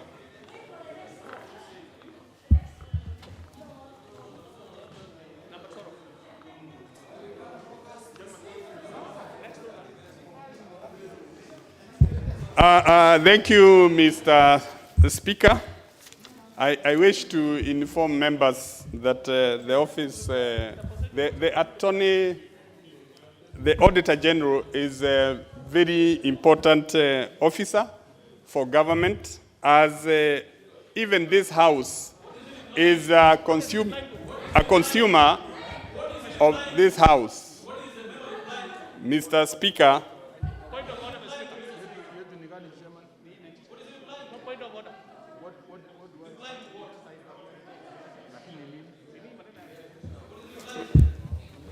Honourable members, I'll put the question that pursuant to the provisions of Section 13 of the Public Appointments Parliamentary Approval Act 2011 relating to extension of period for consideration of nominees for appointment to a public office, this House resolves to extend the period for consideration of the nominee submitted by His Excellency the President for appointment as the Auditor General by a further period of 14 days from 8th July 2020. Will as many as are of that opinion say aye?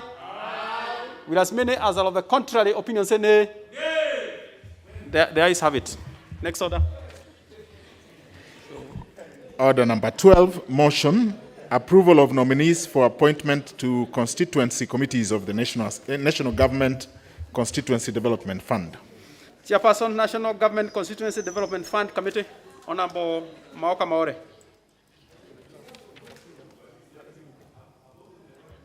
Honorable Speaker, I beg to move that pursuant to the provisions of Section 43(4) and Regulation 510 of the National Government Constituency Development Fund 2015, this House approves the list of nominees for the appointment to the following 14 constituency committees of the National Government Development Fund laid on the table of this House on Tuesday, June 30th, 2020. Mr. Speaker, you members will note that this is one of the last batches of the committees that have been constituted and have been approved by this House, and that, Mr. Speaker, the House needs to approve so that these members can join the legal status. That is Aina Moi, Banisa, Bondo, Dadaab, Ikolomani, Isiolo South, Kajiado North, Kangema, Kiambu, Kitui East, Mandera West, Rorienda, Sigowet, Soin, and the Lugare constituency.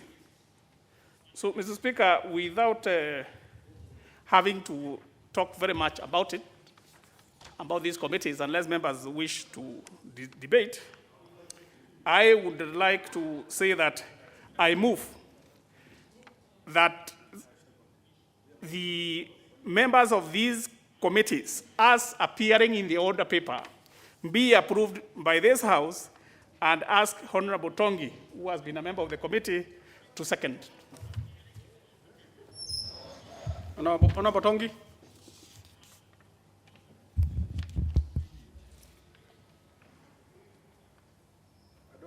Sir. Thank you. Thank you, Mr. Speaker. Thank you, my chairman, Honorable Mauke, my namesake, for moving such a very important list of constituencies and members therein. Mr. Speaker, it's important for members to appreciate that, and the country do appreciate, that CDF is one of the institutions of this government which actually works.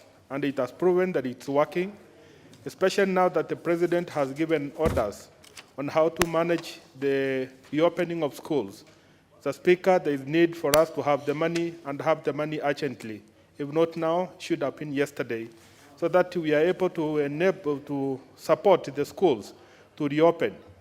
The president has given directive that we need to do schools, classrooms in every school to accommodate the new rules, the new order of distancing and the seating arrangements. We have gotten instructions to also do the desks, which some of us have been doing in schools. For that to happen, Mr. Speaker, we need to have the committees in place for those constituencies which have not been able to do it in time. And it's also critical to take this opportunity, Mr. Speaker, to ask the government and the Treasury to release the money for CDF, because most of the constituencies have not received even 50%. And we are at the tail end of the financial year, Mr. Speaker, and it's important that the Treasury moves with speed. I know they mean well. I know they are working around the clock to ensure that we get the money, but it's important for them to understand and appreciate that the CDF is not just like any other department of the government, but it's one which touches at the core of the nation, because we touch people's lives in a very, very special way, Mr. Speaker. So with those many words, Mr. Speaker, I second what my chairman has said, and those members be accepted. Thank you.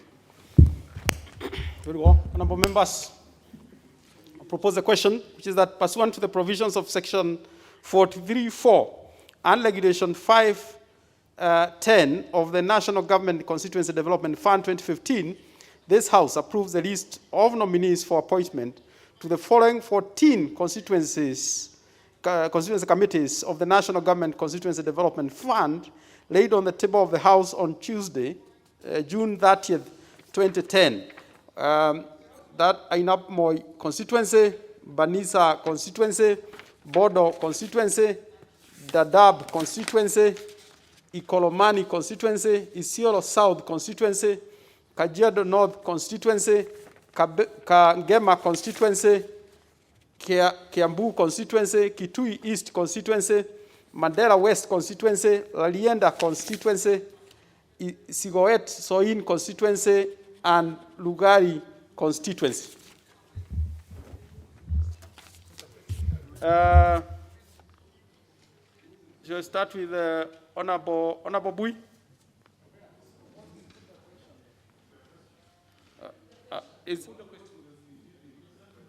You want the mood of the House is that I put the question? Yes. Very well. Very well. We shall follow the mood of the House. Is that the mood of the House? Yes. Very well. It is clear to me that that is the mood of the House. So, honorable members, I'll put the question, which is that pursuant to the provisions of section 43(4) and regulation 510 of the National Government Constituency Development Fund 2015, this House approves the list of nominees for appointment to the following 14 constituency committees of the National Government Constituency Development Fund, laid on the table of the House on Tuesday, 30th June 2020. Ainab constituency, Banisa constituency, Bodo constituency, Dadaab constituency, Ikolomani constituency, Isiolo South constituency, Kajiado North constituency, Kagema constituency, Kiabu constituency, Kitui East constituency, Mandela West constituency, Rarieda constituency, Sigoet Soin constituency, and Lugari constituency. With as many as are of that opinion say aye. Aye. With as many as are of the contrary opinion say nay. The ayes have it. Next order. Order number 13, the Public Procurement and Asset Disposal Regulations 2020. That is a chairperson delegated legislation. That must be the vice chairperson. The vice chairperson, Committee on Delegated Legislation.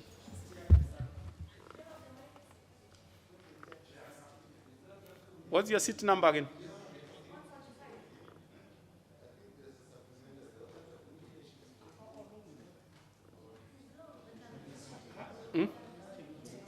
You don't have your card, so your mic can't be seen. You have your card on, then you should have the one what? Yes, thank you, Mr. Speaker. I'll try to be short and precise, and I hope Honorable Kaluma can now contribute, since this motion is very interesting, concerning many institutions and county government. Honorable Speaker, I beg to move that this House adopts the report on the Committee of Delegated Legislation on its consideration of the Public Procurement and Asset Disposal Regulation 2020, legal notice number 69 of 2020, laid on the table of the House on Thursday, June 25th, 2020, pursuant to the provision of Section 180 of the Public Procurement and Asset Disposal Act 2015, approves that the Public Procurement and Asset Disposal Regulation 2020, published as legal notice 69 of 22nd April 2020. Mr. Speaker, and honorable members and the public are accustomed to be seeing reports of annulment coming from this committee. This is because Section 15(1), Standing Order 210(4), requires the committee to be only tabling reports on annulment. The ones we approved are communicated directly to the regulatory regulation-making authority. Say for those whose parent act, like PFM Act, VAT Act, and ETC, which specify that regulations be approved by the National Assembly or Parliament for that matter. Mr. Speaker, if I can remind the House, in early this year, we've approved PFM COVID fund regulation and also VAT amendments, tax rate order 2020, which was amending VAT from 16% to 14%. Mr. Speaker, Section 180 of the Public Procurement and Asset Disposal Act 2015 allows the Cabinet Secretary for the National Treasury and Planning to make a public procurement and asset disposal regulation. The section provides the regulation shall not take effect unless approved by the Parliament.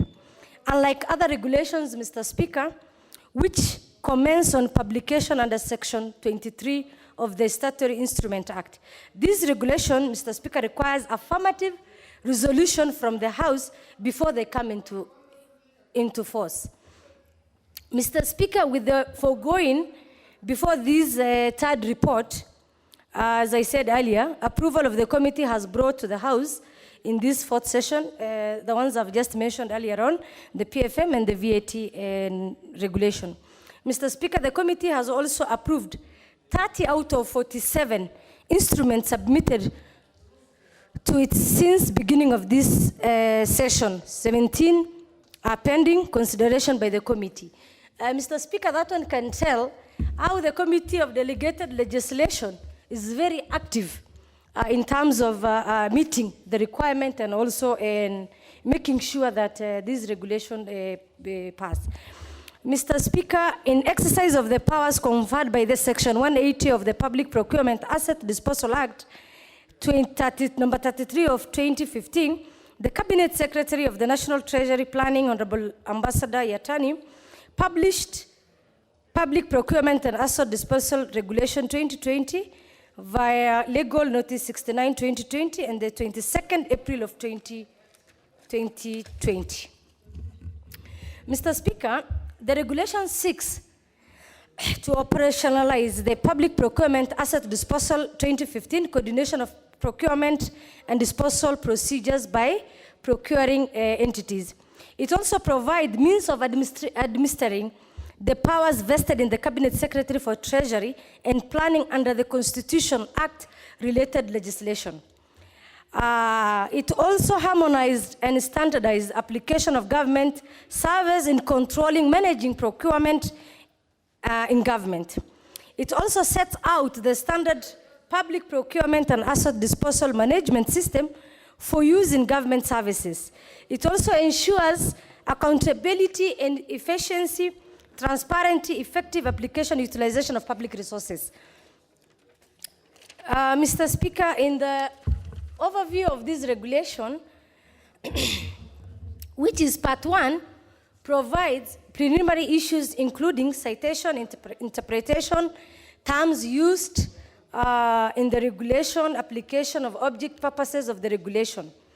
And also part 2 deals with the responsibilities in bodies involved in public procurement related provisions.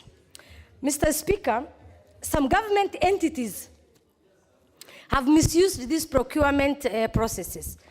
Some up to now, with the counties having come on board, we have seen a lot of mismanagement of procurement processes where junior staff, and I know many members can attest to this, we have many problems in counties, misusing these junior officers, intimidating them, blackmailing them, so that they can misappropriate or steal from the public funds. So this regulation, Mr. Speaker, it will bring accountability, it will also bring a discipline in government entities and also in county governments. Mr. Speaker, part 3 of this regulation provides county government responsibility with respect to the public procurement and asset disposal. It details the responsibilities of the county treasury concerning the procurement function. Mr. Speaker, again, we've seen a lot of misuse of powers in counties. And I think it is up to this House to fight this, because it has really affected many county government, including the county I come from. Mr. Speaker, part 4 of this regulation provides powers to ensure compliance and department procedures that provide powers to investigate the authorities and procedures for requests of these proceedings. Part 5, Mr. Speaker, provides internal organization of procuring entities, including responsibility, again, on accounting officers. Minimum requirement for procuring entity, appointment of tender opening committees, registration of procuring or asset disposal agent, as well as transfer of a procuring responsibility of another public entity. Mr. Speaker, this regulation, again, it helps in clear a role for specific accounting officers. Because we've seen in many counties, county accounting officers are being misused. So this one, again, it will bring a specific clear of roles and responsibility to avoid the mess that is going on in different entities and also in the county governments. Part 6 provides the general procurement and asset disposal principle, including procurement planning, pricing, requirements not to split contract, registration, suppliers, tenders, security, tender securing declaration, self-declaration, and confidentiality of declaration. People also, Mr. Speaker, misuse this regulation, Mr. Speaker. So that's why we need this, so that going forward, we can also have a discipline. Part of also this provides termination of or cancellation of procurement and asset disposal proceedings, forms of communication, electronic procurement, asset disposal, tendering. Again, Mr. Speaker, just comes to many people don't even get communication, especially if you lose the contract. People just do a lot of monkey business. They take for granted these, which is also in people's right.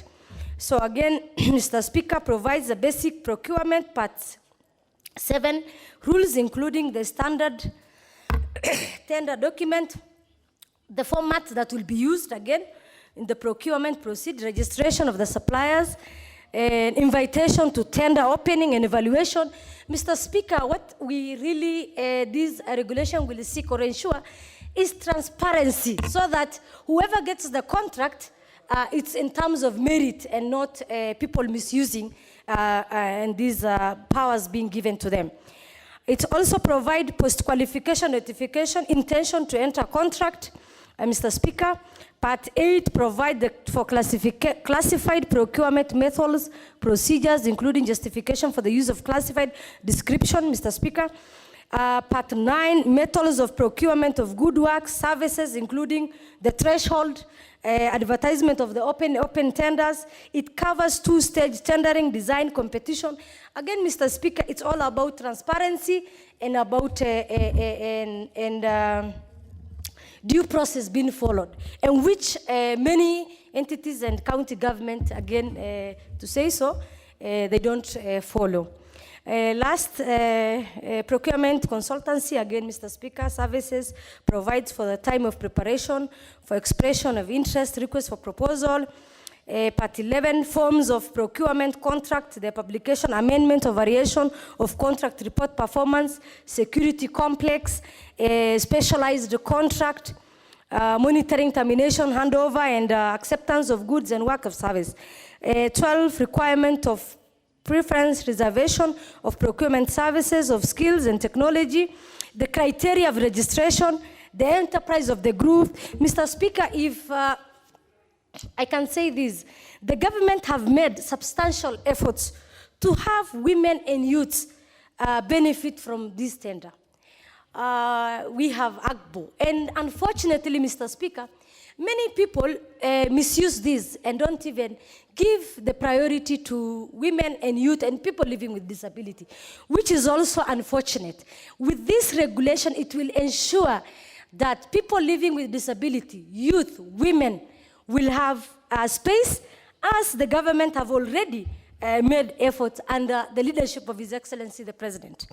From the government procurement, Mr. Speaker, there's no transparent. In most of the entities and the, especially the counties, Mr. Speaker, there is a lot. There we have governors who have proxy companies, and they compete with people who are disadvantaged, especially these groups, the women, the youths, and the people living with disability, Mr. Speaker. So counties have rolled back our gains, Mr. Speaker. They've taken us back, not from what we really expected. Subjecting these groups, Mr. Speaker, in risk of even the pending bills.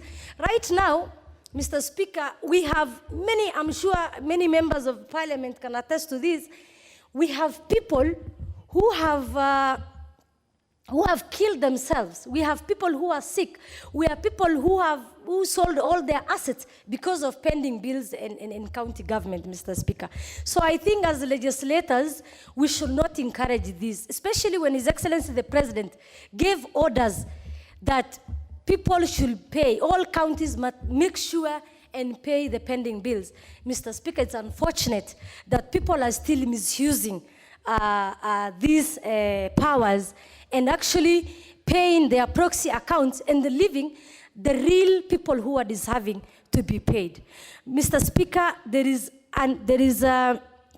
this, again, regulation. It will make sure there is a fair distribution of resources, fair distribution of even awarding of contract, so that governors and also other entities should not be there serving their people, rather in supporting the entire counties and people, regardless of the person, where the person comes from, whether this person voted for you, whether this community is your supporter or not. You know, we need to put strong measures. This regulation will also curtail, Mr. Speaker, the accounting officers to be held responsible. Because we've seen, like today, the governor from a certain county from the distance, there are people who have been charged, Mr. Speaker, and they have been charged in conspiring to defraud the county 26 million, which is unfortunate, Mr. Speaker, because the same governors are the ones blackmailing and coercing these accounting officers. Then when they do what they want to do, they are the ones. Mr. Speaker, we want to have a clear responsibility between the county accounting officers, the CECs, the chief of staff, and even the governor including, Mr. Speaker. It will transform, Mr. Speaker, this regulation if we pass.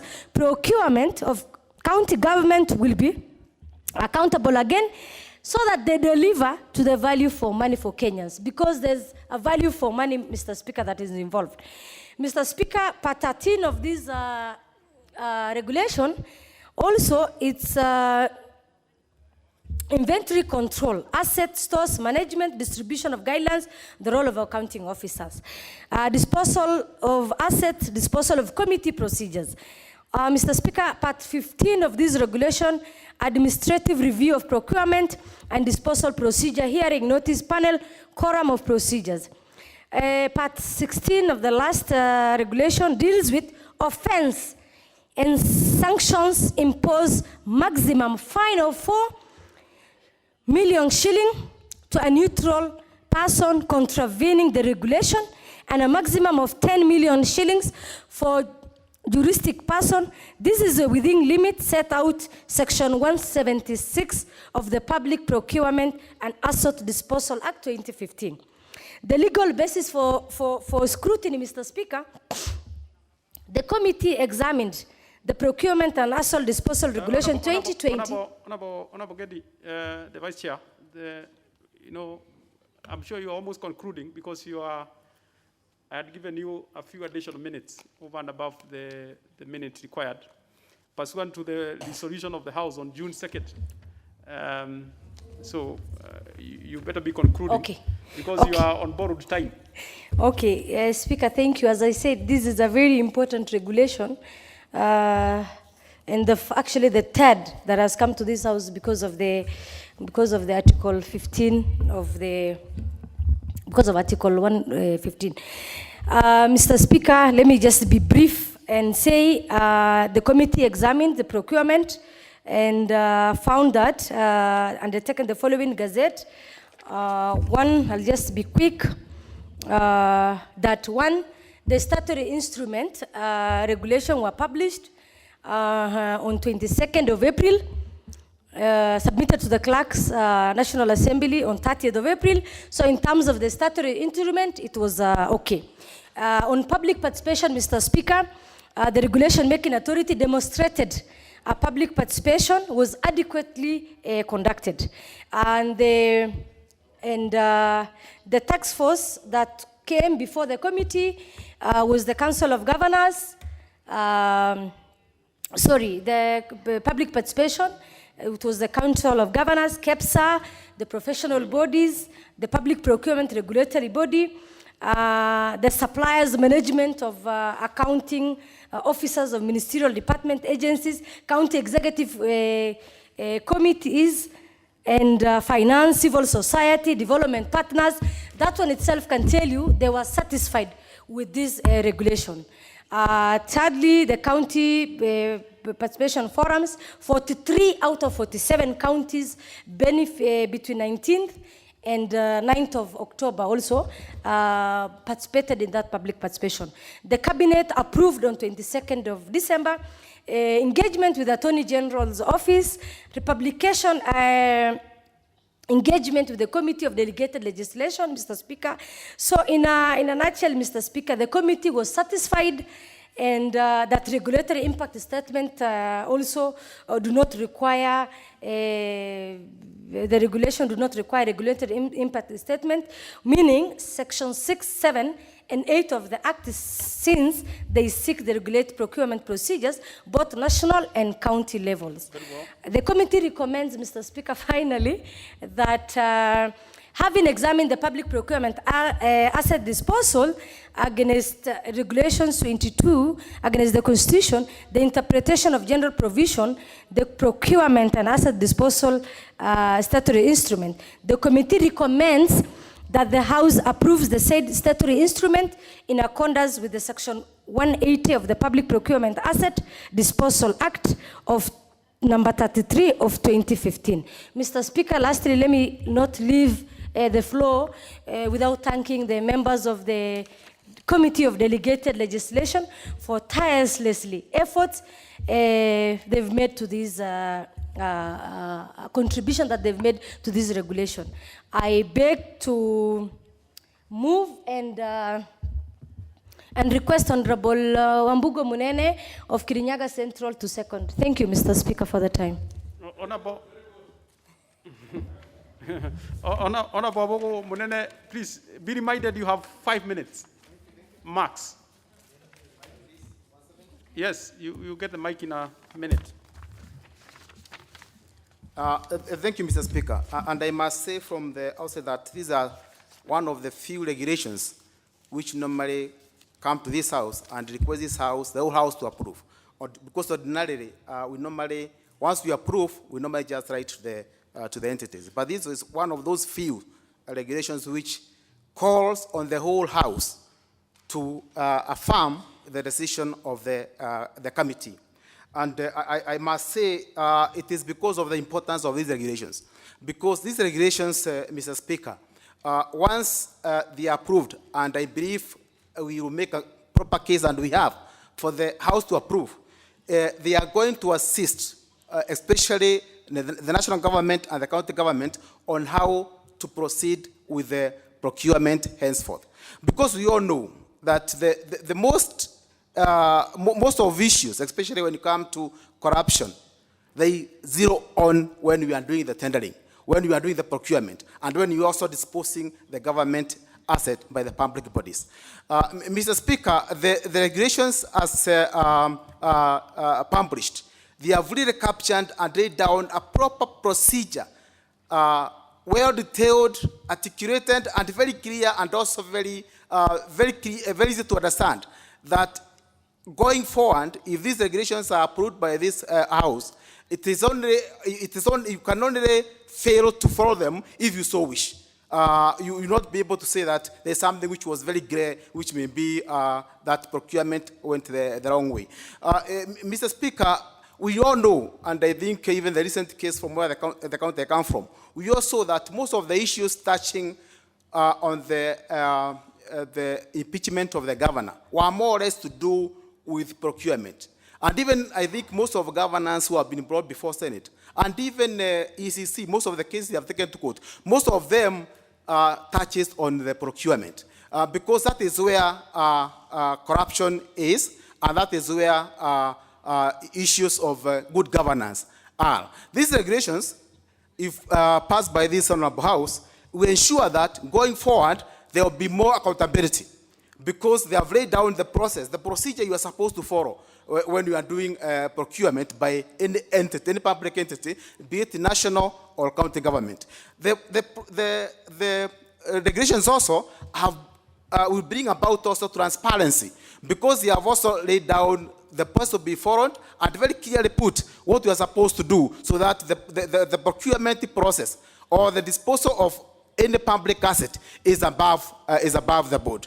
Mr. Speaker, also, this regulation also, they have given the power donated to the Minister for Cabinet Secretary for Finance, how he's supposed to go through, because procurement is at his docket, how he's supposed to exercise his power when overseeing procurement within public entities.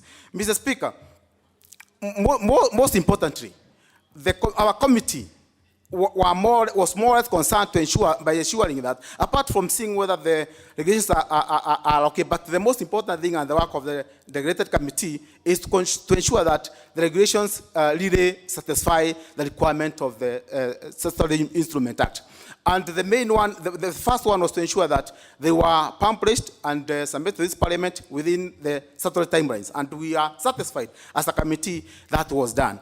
Also, there was issue of to see whether these regulations bring about in the cost, or a cost which, out of these regulations, we require more cost when we are doing either procurement or disposal. And we were convinced that these regulations do not require regulatory impact statement, because there will be no additional cost, so to speak.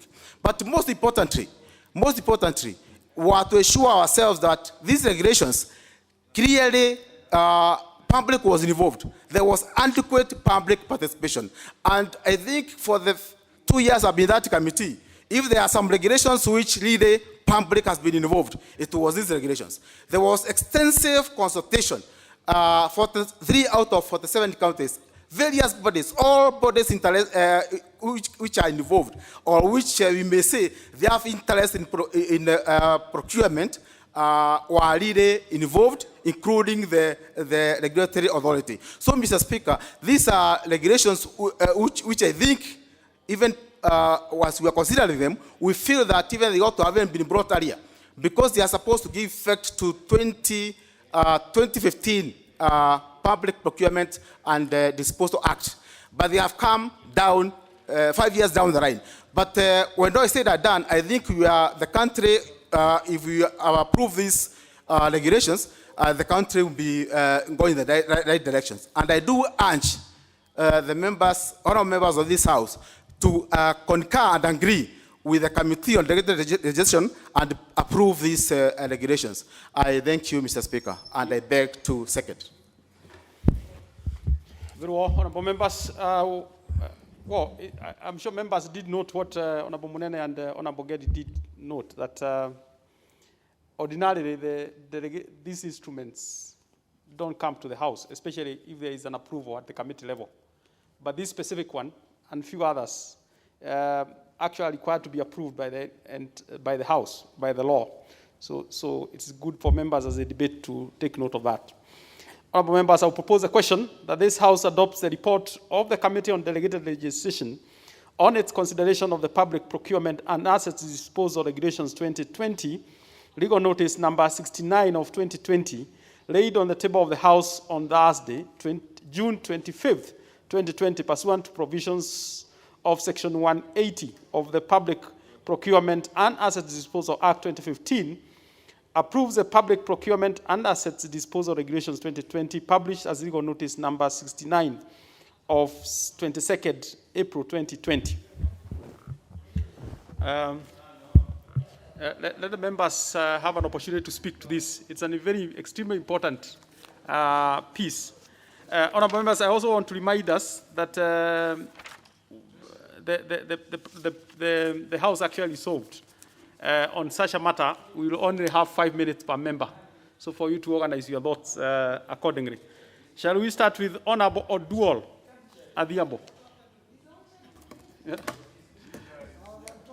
Oh, I think Honorable Bui, you spoke, but you definitely get a chance. Honorable Bui. Okay, Bishwa, you will get a chance. Honorable Bui. Thank you, Honorable Speaker, for an opportunity to speak on this bill. Honorable Speaker, it is indeed important, and I'd like to thank the committee and the Vice Chair for presenting very clearly on this very important regulation, Honorable Speaker. And the key contribution, Honorable Speaker, that I'd like to make is that as we look at this particular regulation, as we look at this bill, we can see that there is clearly effort to address and cure gaps that have, Honorable Speaker, created a problem. I'd like, Honorable Speaker, in particular, to single out how, as we look at this regulation, we have attempted, and the regulation does attempt, Honorable Speaker, to help us as a country to address what from the previous regulation was a gap regarding government to government procurement. Honorable Speaker, I think there's a way that the whole country is aware that there are still to date are those who are concerned with the manner in which the government handled prominent projects, specifically Standard Gauge Railway, and how, in terms of the way that the concessionary loan from the People's Republic of China to the government of Kenya left opportunities and gaps that many members of the country are still not happy with because they were not quite clear and it was not spelled out how it is that the money that was going to be used and the total cost of the project will be accounted for. Therefore, Honorable Speaker, as I support this regulation, I want to thank the committee because I can see, Honorable Speaker, that we are now going to ensure that the relevant bilateral or multilateral agreement or government-to-government agreements will have to specify procurement procedures. However, Honorable Speaker, it is important for us to note that even as we look at this in the regulations, we see that no further guidance has been provided with respect to the type of procurement procedure to be adopted. And Honorable Speaker, I think it would be important, therefore, that as I support this regulation, it would be important that the committee takes into account that even though we have made an improvement, it would be useful to help to see that the procedure that would be adopted, for example, would specifically address the very important area of a competitive open tender process. And so, Honorable Speaker, in order not to deny a number of members who also want to speak on this, I would like to support the regulation, and I would like in particular to commend the manner in which the regulation helps us indeed to be much more true to Article 227 of the Constitution. But I would, however, urge the committee that it would be useful that having gone the extra mile to ensure that we address and that we indeed cure gaps that seem to continue to give us problems in the country concerning procurement and regulations, particularly from government systems, whether they are national or government, that it would be useful that even as we give room, that we would ensure that we have to specify procurement procedures, that it would be important to come up with some clear specification of what the kind of issues or the manner in which these guidelines would appear.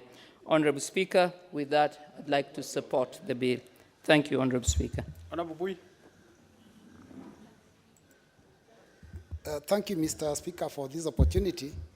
Mr. Speaker, I also rise to support the committee's recommendations and would like to begin by congratulating the Committee on Delegated Legislation for excellent work. This is a committee that all regulations that come through to the House must go through it. And I remember even the regulations that came up on the issues of health when COVID had just stepped into the boundaries of this country. This committee was actually meeting and dealing with those matters. So I want to congratulate the committee and its leadership. Mr. Speaker, the purpose of these regulations, or all regulations, is to actualize the acts of parliament that this House passes. Because normally the laws are a little bit ambiguous. There is need now for regulatory making authorities to add actual, I think I would say, meat into the acts, to ensure that the acts can actually now be used for the purpose for which they were intended. So every time Parliament passes an act of Parliament, there's an opportunity for the regulators to ensure that they come up with the regulations that will make this possible, so that what the Parliament passes can now be actually used so that Kenyans can get value for it. These particular regulations are on the Public Procurement and Asset Disposal Act of 2015 and are meant to operationalize that act. But Mr. Speaker, when you look at the Constitution, Article 10, it is very clear about national values and principles of governance. And Mr. Speaker, Article 10, Part 2C says that one of the things, the principles, national values and principles of governance, one of the values is good governance, integrity, transparency, and accountability. So I think this basically, this act ensures that that happens in this country. Mr. Speaker, the purpose of these regulations is to operationalize that act, to harmonize and standardize the applications of government services in controlling of procurement, set a standard public procurement and asset disposal management system for use in government. Mr. Speaker, this is important because what has been happening is that we haven't really regulated how e-tendering or e-procurement will be done. And these regulations have actually specified the manner in which we can now be able to have digital signatures, we can be able to procure online and be able to get tenders opened online. And this is really a step in the right direction, considering that these things have been done manually over the period. Now, even during this period of COVID-19, no one wants to handle physical documents. So this really is a way by which we can be able to ensure that Kenyans are safe as they do their procurement. Mr. Speaker, I also want to observe that it also provides for county government responsibilities in respect to public procurement and asset disposal. And you know what, Mr. Speaker, this has been said by my Vice Chair, and I think it's important to note that the county governments have actually been cutting corners on the issues of public procurement, because it is clear, the law is very clear, but apparently when you go to the county government, who really is responsible? This has set responsibilities on every individual at the county level, so that whenever we have issues, whether someone wants to impeach a governor, then we can know what is the governor expected to have done and what did they do wrong. Because without these regulations, it becomes a cat and mouse game. Mr. Speaker, they also have provided a lot of rules and regulations which help to reduce the abuse in the process of procurement in this country. You know that normally a lot of the cases that actually that go to court are actually on public finance being abused, is actually on matters of procurement. So this is actually going to tighten the noose and ensure that the rules are so clear that nobody can be able to abuse them. Mr. Speaker, I want to finish by saying that this committee's responsibility is to ensure that the regulations that come to the committee are not against the Constitution, are in line with the Parent Act, and are also in line with the Statutory Instruments Act. And I believe that these particular regulations are, and that is why we recommended for approval, and I approve. Thank you, Mr. Speaker. To my right now, Honorable Murugara.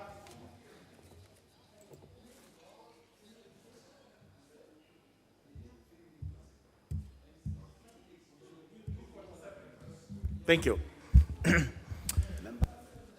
Thank you, Mr. Speaker. Mr. Speaker, I rise to support this report of the committee on delegated legislation. The regulations under consideration are made under the Public Procurement Act, and it is vitally important that this House approves those regulations as proposed by the committee. We know for sure that public procurement, both at the national government and in the county governments, has been wanting. We do have an act of parliament that we are supposed to follow when we are doing public procurement, but due to lack of regulations, this has been subject of abuse, and especially with the county governments. And we have nothing against the county governments. It's only that they, most of the time, are rogue. They go their way to do procurement in the best way they think it should be done, while we actually do have a law that is supposed to guide them. We have seen several surges of cases where governors are now being impeached. And the reasons why they are being impeached is purely because they have abused the law, especially on procurement. The Vice Chairman has articulately stated that in some cases, governors are known to make as many companies as they can, and flouting procurement laws, award tenders to those companies, purely out of greed, purely out to enrich themselves at the expense of the ordinary citizens they are supposed to serve. And this is very important because we saw it in the Senate. We watched very carefully. We had listened to the MCS in Kirinyaga County. And when it came to the Senate, we were told there wasn't sufficient evidence. However, it is now important to call upon the law enforcers in the country, the Ethics and Anti-Corruption Commission, and the DCI, the Office of the Directorate of Criminal Investigations, to move the speed and look at exactly what is happening in all the counties, not just Kirinyaga, not Kitui, not Tharaka Nithi, not anywhere else, the entire counties, because procurement laws are being flouted east, west, and whichever. As regards the regulations that are before the court, procurement, public procurement is now eased. The government will be able to issue tenders in an easier manner. The county governments will be procuring their goods and services in a simplified manner. And this is where these regulations come in handy, in spite of the fact that 5 years have lapsed since the parent law was passed. Better late than never. We now have the laws. We must protect the property of our citizens. We must protect the wealth of this country from greedy and unscrupulous leaders who are out to enrich themselves at the expense of the good order of the country. With those remarks, I do support this motion. Honorable TJ Kajwang. Mr. Speaker, sir, it's good that you recognize some of us who are not members of this committee to be able to give our views. When Section 180 of the Act, as read with Section 15 of the Statutory Instrument Act, speaks about some of those regulations or instruments which should come before the Assembly for scrutiny, we should ask ourselves, why is it that some of them can go directly to the regulation-making authorities when some of them have to be approved by the House? In my submission, Mr. Speaker, sir, those of which must come to the plenary must receive thorough scrutiny. The threshold of scrutiny is enhanced. And that does not surprise us of the instruments which deal with finances and which deal with procurement, because it's the intention of law that those instruments are particularly and specifically in accordance with both the Constitution and the laws around it. That is point number one. And so when I look at the statutory instrument that has been brought before us and has been argued well by Honorable Gedi, in fact, she has spoken like 5 male lawyers in one. And when Honorable Kaluma and Honorable TJ Kajwang will one day join her committee, she will be spoiled for choice of who will be her vice chair, because she's definitely the chair. But we pledge that both of us will work very loyally under you. Mr. Chair, my concern is about two things. Number one, there's this thing called government-to-government procurements. It's the whole gambit of how public money has been misused in this country. Because the executive or anybody else would make a tour to China or wherever, then they go with these things called memorandum of understanding, which nobody knows in any procurement law. By the time they come back with them, I can tell you that the procurement authorities will have no option, because those things have been put in law or have been signed, and they have to pick from those people that must supply. With these regulations, it gives us an opportunity to be able to restrict how some of these things would be controlled. Number two has to do with the sentencing. Honorable Gedi, you know, you must now spread your bed on roses, not on thorns, because you see in the general law by which one of our members was a victim last week, if there is a problem, let us say 100,000 has been misappropriated, all the court will do is to multiply it by 2 and get you to pay it. That is how these people are paying billions of money to be able as fines. And so we must see how your spirit of sentencing and your spirit of penal law under that regulation has accorded to the act. Otherwise, if we create some inconsistency, then the courts first will have a very hard task on sentencing, but two, it would very readily be rendered redundant. And so that is one area that I have not had the privilege, I must confess, Mr. Speaker, of reading at this report, because you see the report is not available in our digital system. But those are some of the issues that we really want to see how consistent those provisions are. If you give me 1 minute to wind up, Mr. Speaker, I will talk about the issue of procurement entities who have decided that because there is a threshold of procurement, they will generally float them because there is no direct mechanism of anchoring them. These regulations have now allowed them.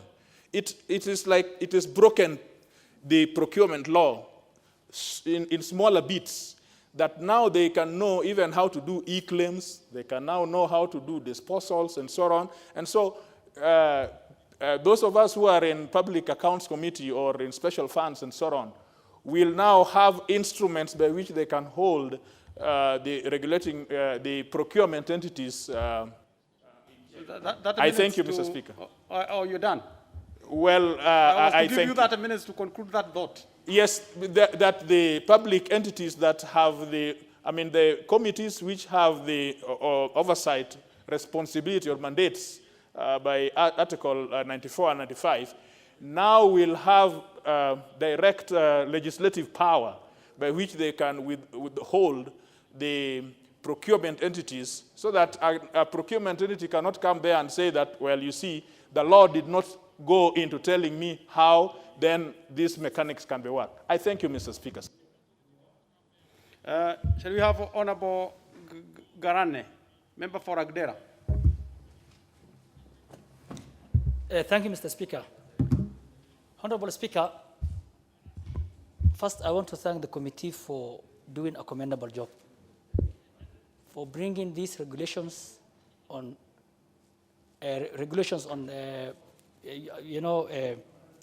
procurement, procurement for asset and disposal. Mr. Speaker, the procurement process is a critical function in any entity. This is where the pilferage and misuse of entities' resources takes place. We have seen many institutions and many entities misusing the gaps in the procurement laws in wasting public money. These regulations will help in streamlining those processes. Honorable Speaker, one of the key problems we are having at the moment is the issue of pending bills. Pending bills, whether at the national level or at the county level, is due to improper or not following the procurement processes. For instance, what the county governments are doing is, if they have inherited pending bills from the previous county governments, they are not paying it. Even after directive by the president and by the CS for Treasury, we are still having the issue of pending bills at the county governments. So I think these regulations will ensure that those innocent suppliers those innocent contractors, those people who have offered services to the county governments and to the national governments are promptly paid by the government and the county governments. These regulations, Honorable Speaker, will ensure that when they are tendering for services or goods, that they do proper due diligence. We have seen, when you look at the audit report by the Auditor General, the greatest culprit is not adhering to the procurement processes. We have seen cases where entities, because they have not followed the correct procurement processes, they end up doing variations. And variations is where they mostly, abuse. We have also seen cases where the county governments are not able to pay, for services and for goods that has been offered.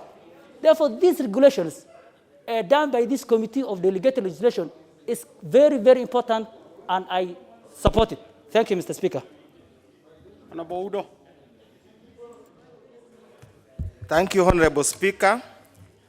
I'm a member of the committee, and let me also take this opportunity to thank or to congratulate our members. Thank the Vice Chair for the splendid job.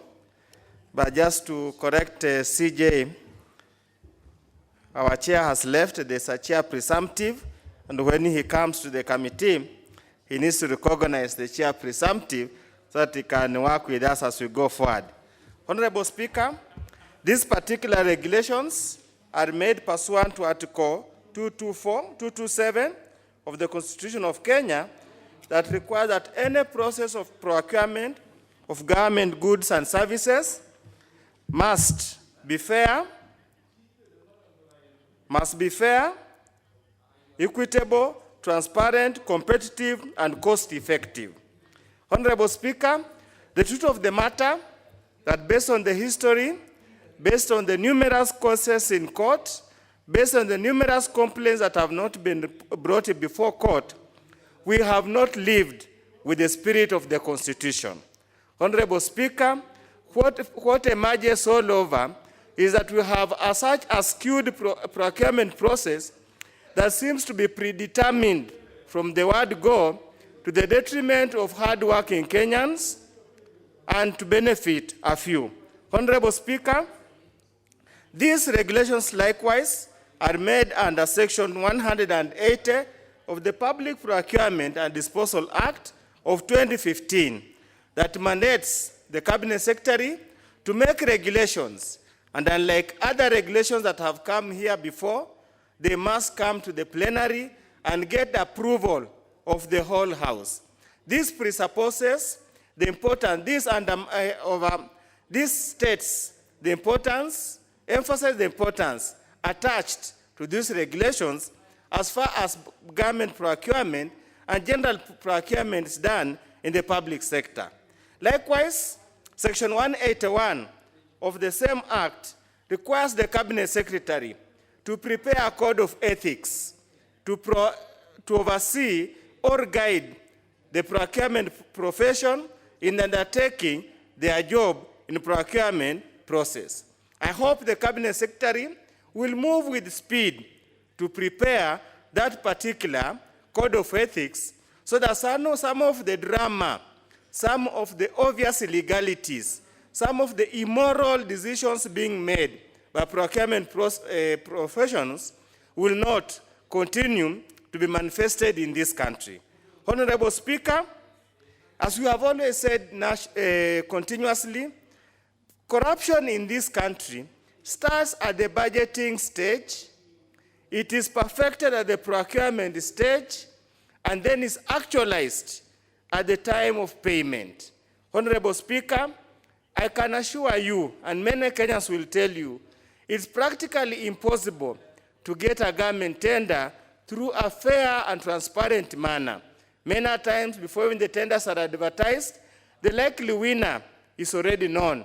The rest is purely a matter of procedure and just to comply with the rule, the law. It would therefore be important. We have no shortage of laws in this country, Honorable Speaker. What we have is an issue of integrity, an issue of public service. We therefore call upon all the procurement entities and all the procurement professionals to adhere to the basic call to serve instead of seeking to enrich themselves. Honorable Speaker, we have numerous cases in court of procurement officers who have amassed wealth over such a short period of time that everybody wonders exactly what is the issue. Honorable Speaker, we need to look at the various issues at hand here. And as I conclude, Honorable Speaker, we hope these regulations will go a long way of addressing the mess we have had in the past. We hope, Honorable Speaker, that these regulations will work hand in hand with the various laws so that we severely punish those people who conspire through the procurement process to defraud the public of their hard-earned money. Honorable Speaker, the issue of pending bills is critical, that any procurement process must have a procurement plan that allows the suppliers to be paid in. Honorable Mushomba.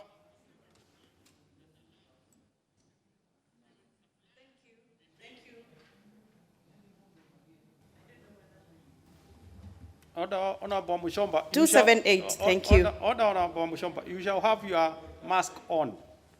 It is uncomfortable, but look, for your sake and for the sake of your neighbor. Most obliged, Mr. Speaker. Thank you for giving me the opportunity to support and contribute on this very important piece of legislation that has been executed by the honorable members and presented very ably on the floor of this House by Honorable Fatuma Gedi, who is the Assumptions Chair of the Committee on Delegation. I am very excited, Mr. Speaker, to hear that there are Kenyans who think about other Kenyans, and more specifically on issues of Kenyans who supply goods and services to the government of Kenya and to the county governments that make up the Republic of Kenya. Mr. Speaker, I have interacted with very many victims, most of them being women, people living with disabilities, and the youth that have been frustrated in the corridors of most of these procurement offices in the national government and in the county government. It is my pain to share with you, Mr. Speaker, and to share with the members of this House that I have a friend who has suffered severe depression after she was able to supply goods back in 2015, the year 2015, to a certain county government, and she was able to deliver goods that were not paid to date. This honorable lady has gone through a lot of struggles in life, has gradually lost her property, her house, lost her children, and finally lost her family because the family broke up. It is painful, Mr. Speaker, and I know as I speak on this piece of issue, I know I represent very many people who have been going through the same pain. I'm excited when I see the committee presenting their proposal to this House on what they suppose can help us to sort out the very many gaps that have been there on the procurement processes in this country. Unfortunately, Kenyans are very good at coming up with laws, but very poor in implementation of the same laws. His Excellency the President is on record giving orders to county government and national government through the ministries for them to honor pending bills, some of them which go back way to 2014 and 2015, like I have narrated. Mr. Speaker, I am excited that this piece of registration is going to fill a gap. But I still feel there is a gap that has not been filled, and I feel that we should actually make some amendment to add those kind of proposals that I think can sort out. The issue is the law is there for people to pay for services and goods provided. But we have not come up with clear penalties to those that fail to do so, even when the suppliers of goods and services have verified that they have been verified that they have done what they were supposed and procured to do. We have had young people, young women, having had to go through intimidation for them to be able to come out with something so that they can be paid. Something, I mean, ways of bribery. We have had even young women who have had to have illegal friendship with some people in these offices so that they can get paid for what they supplied. It is illegal, it is immoral, and we must stop this by making sure we come up with serious penalties for anybody who holds anybody's payment in the name of such kind of demands. I would request that the committee that has presented this honorable piece to try and see whether they can be able to add more penalties to those that fail, because we have tried all the ways and it seems that there's still not seamless process when it comes to procurement and payment of the same services. Mr. Speaker, as I conclude, I do know that there's a lot of procurement. Your minute is gone, but I'll ask the clerk to be keen to alert the member.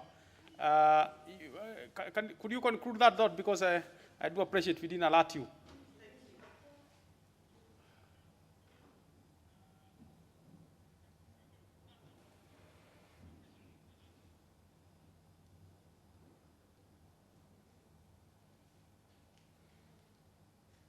What's your seat number again?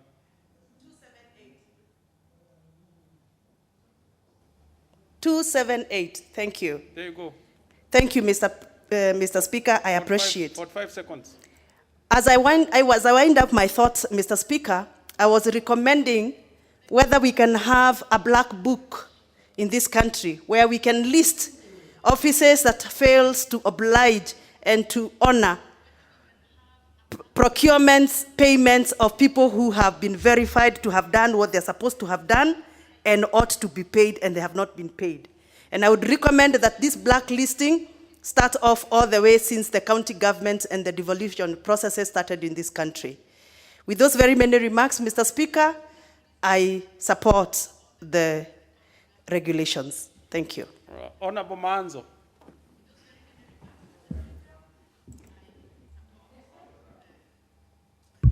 Thank you, Mr. Speaker, for giving me an opportunity to support these regulations. Mr. Speaker, procurement and the disposal of public property is a very major thing in the country.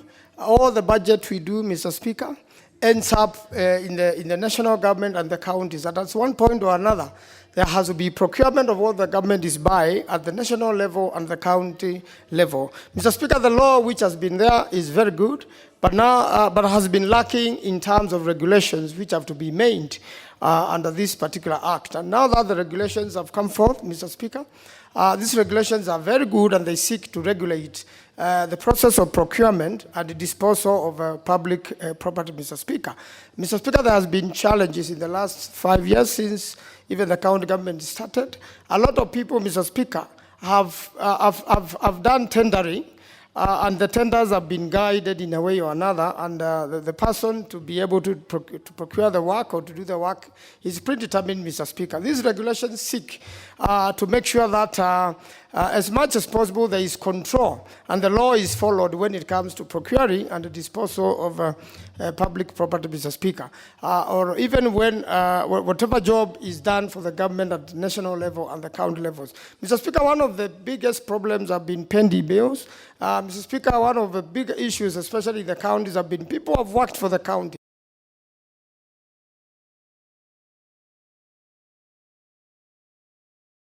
Who are going through this process have to borrow money from banks, and therefore, based on the documents they are given by these public institutions, and when you delay their payments, Mr. Speaker, eventually they don't make a profit at all.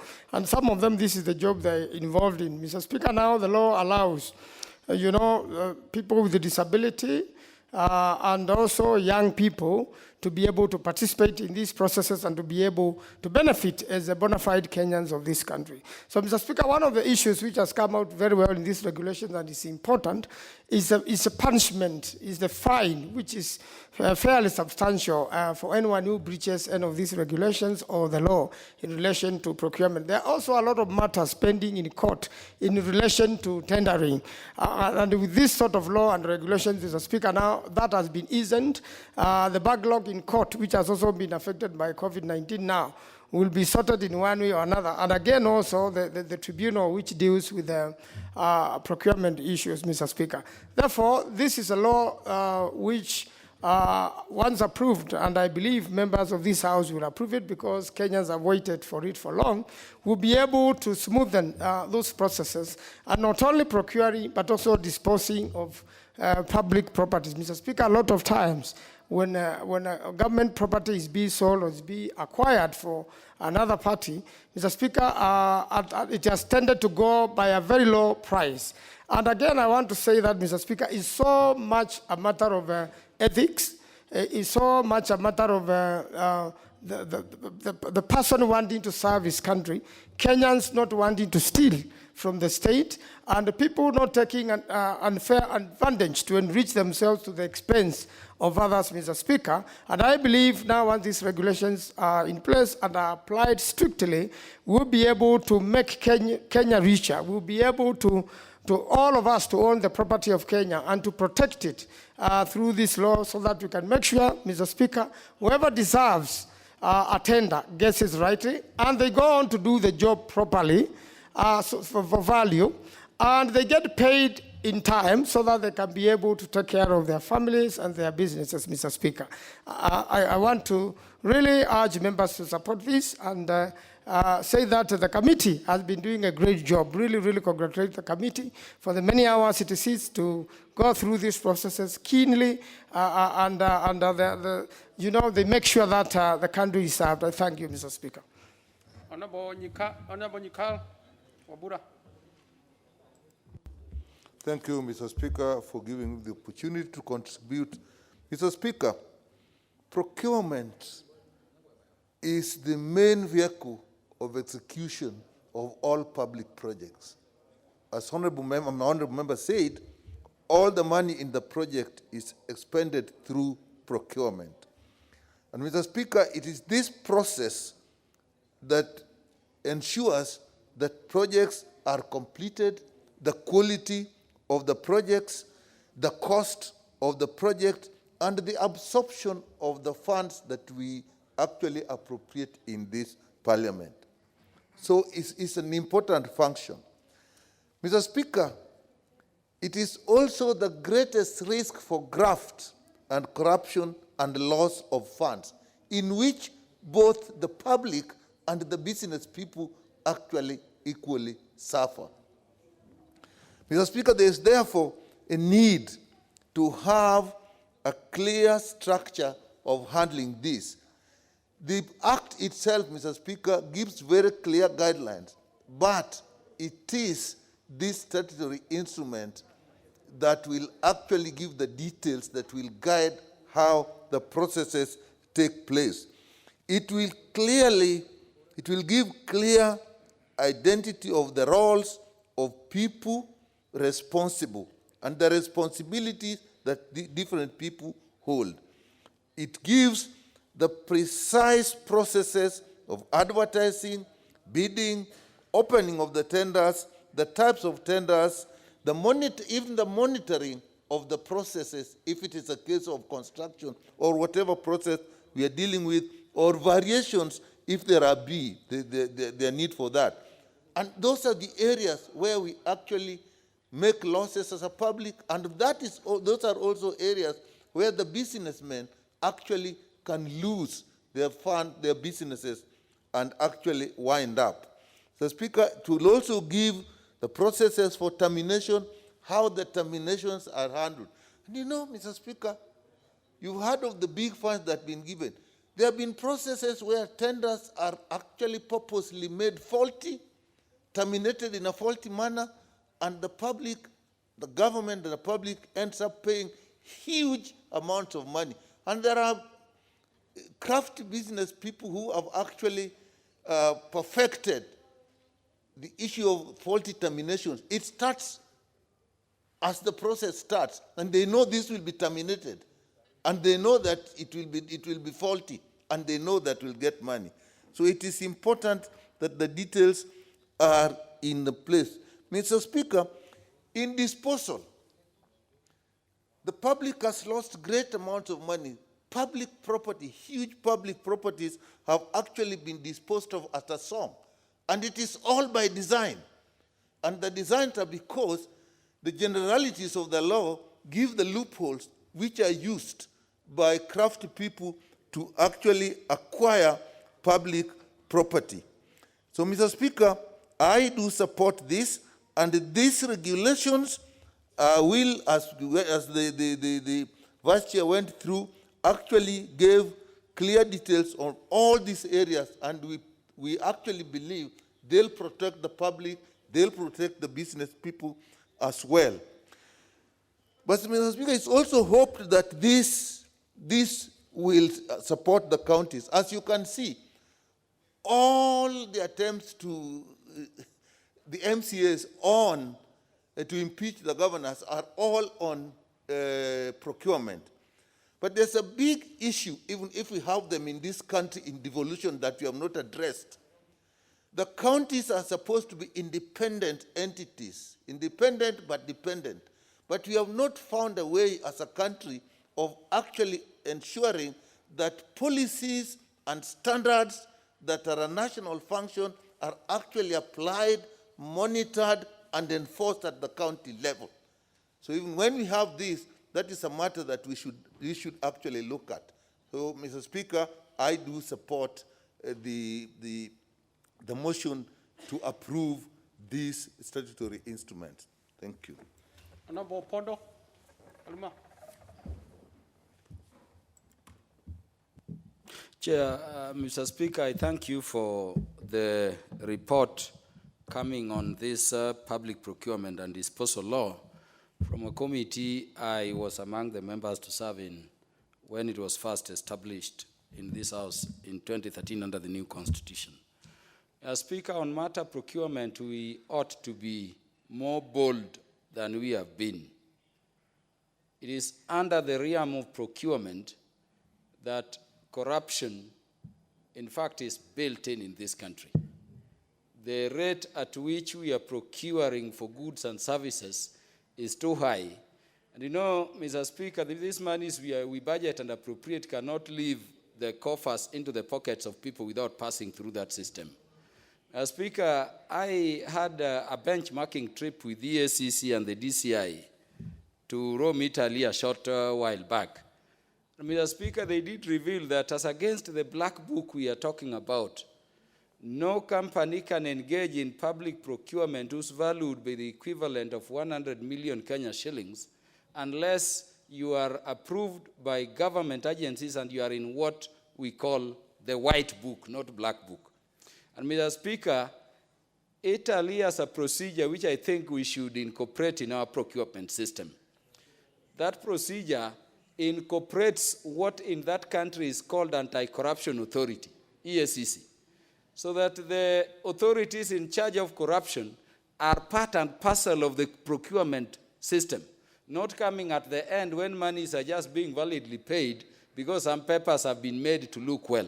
I think, Mr. Speaker, this is an area that the committee has looked into, and I believe it is something we need to progress as we go into the future. Speaker, the second issue I wanted to urge is that we must move from the idea of paper-based procurement to really service delivery on the ground. Speaker, we have overemphasized this public procurement and disposal act and the laws around procurement to the extent that even for the miniature works like CDF works in the constituencies, the local communities cannot do them. They cannot be contracted. The people who are in the offices who do not even know how to do these technical works and who are only good at making papers are doing the papers, strangers are being procured, and yet it is the very local people there doing the work, only for money to go elsewhere. we must move to a system where we'll be questioning has there been delivery in substance, as against is it a mere, situation of paperwork. If we approach it that way, Mr. Speaker, we will succeed. Speaker, the other limb around procurement, which in my view we need to look at, is how we can ensure that really the costings are down. And Mr. Speaker, I want to talk to EACC. I was happy a short while ago, there was some move against procurement officers in government.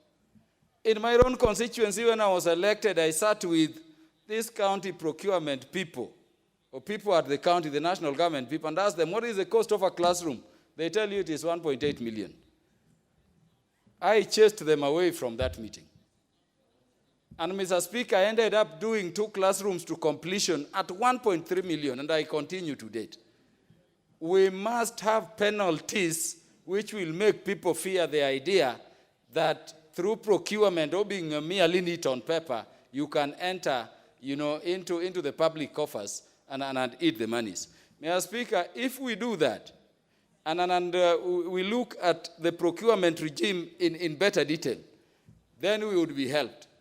Let us make it possible for people who are not just entrepreneurs to deliver and to work. And it delivers more than these people who are perfect on purpose. Mr. Speaker, I thank the committee for our work well done, and I support the leadership as we move forward. This is an opportunity, Mr. Speaker, for us to even look at the law. Indeed, if a member has an amendment proposal, I believe this is an elevated interrogation of what should be a statutory instrument.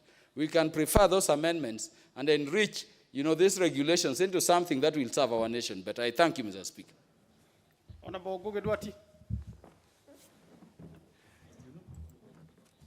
Mr. Speaker, will you allow me to remove the mask?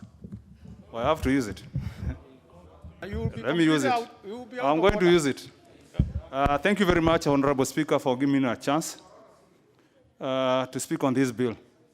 From the onset, I wanted to advise my friend, Dr. Undo, that it is very easy to get a government job. Very, very easy for anybody in this room, but it's so hard to get paid. It is your choice. If you want a job, you'll get. Even next week, you can get one. And if you want even a better one, go through the county government, where you'll get a job, the governor will be through his term, and you'll not get paid. You'll not be paid. So the question is not getting a job. That one you can get, and we have seen it happen.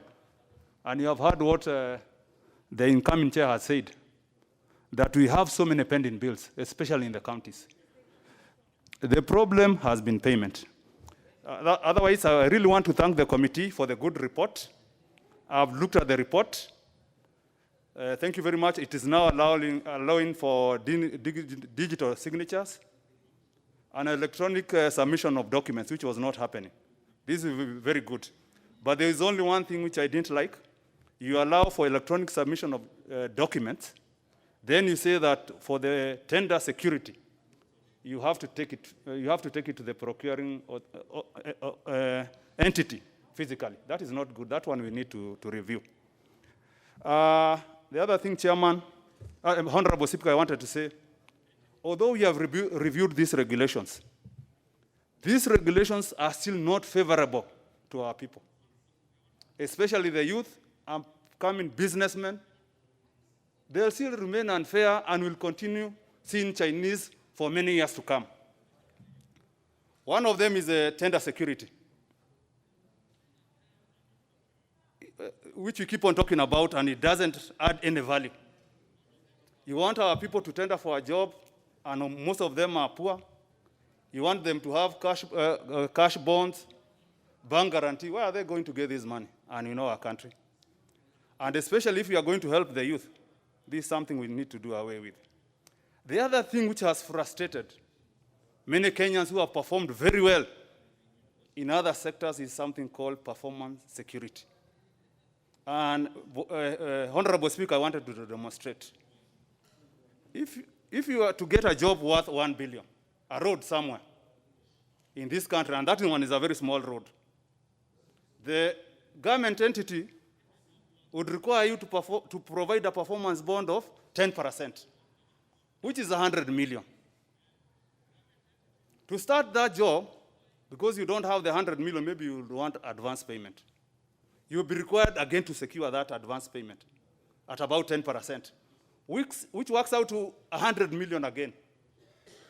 So, Honorable Speaker, to start a job which is worth just $1 billion, and here we are passing jobs worth billions, you'd require 200 million. Very few of us have that kind of money. I know, Honorable Moragara, you are well endowed and you can be able to do this. But most of us, it will be very difficult. That is why I'm saying here, as Parliament, we are passing regulations which are going to frustrate our people. We should not be sitting here, Honorable Speaker, to be passing regulations, we come here and celebrate, then we frustrate our people. Tomorrow, Honorable Speaker, I want to assure you, because we are beginning a new financial year, and we are going to tender for roads, you will not be able to see our people participating. I like what the first president of this country did when he came in. To support our businessmen, he used even to advance them money to start on those jobs. There was nothing like performance security. And when it was there, it would be deducted. Performance security would be deducted in maybe 3 equal installments, which was very easy. So, Chairman, this is something which we need to review. And Honorable Speaker, that is why you are seeing our youth, our young people are refusing to join TVETs. They are refusing to join TVETs because where are they going to work? If they know very well, you go to that TVET, 2-3 years after school, you'll be working for a Chinese, you cannot grow. Why would I join? That is why all over the country, all those TVETs, we are refused to join. What is your point of order, Honorable Getty? Honorable Duarte, your space is gone. Your time is gone. It is gone. I can tell you it is gone. Let's hear what Honorable Getty. Mr. Speaker, I was listening to Honorable Duarte. I think he's misleading this House, Mr. Speaker. If you can read the regulations, there is nowhere this regulation is oppressing our people. In fact, this regulation is helping our people. And I was very clear when I was moving this motion, Mr. Speaker. Currently, what we are having in the counties is a total mess.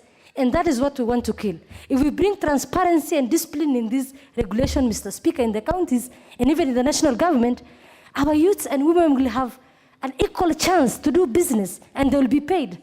So I think the honorable member did not get right the regulations. It is helping our people, Mr. Speaker. Well, he's on a point of order. You know, members look at things differently. Maybe Honorable Duarte still believes it doesn't help his people. But Honorable Duarte, you have 30 seconds to tie up that.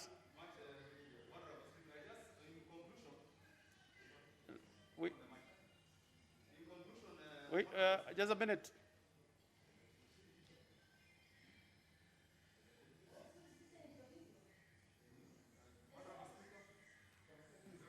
Number 2, thank you very much, Honorable Speaker. Incoming Chair, these regulations, I apply them every day, so I know what I'm talking about. Finally, Honorable Speaker, I wanted the national government to follow the good example we have with CDF. You know, CDF, before you are given a job, money is set aside. The same thing should happen to national government, because they are the people with the money. As we don't have a lot of money, but we make sure our jobs are secured, contractors are paid on time, and there's no conflict anywhere. Very well. Very well, Honorable Duarte. Honorable Odoyo, member for Nyando. That member has taken leave. Honorable Jeremiah Kioni. Thank you, Madam Speaker, for giving me an opportunity to contribute to this important motion. And I want to thank the committee and especially Mheshimiwa Gendi, who seems to have done a commendable job this afternoon. Everybody is full of praise of her. I think he's also campaigning for that seat and she seems to have good support. But Udo on the other side certainly holds a different view, which can be improved.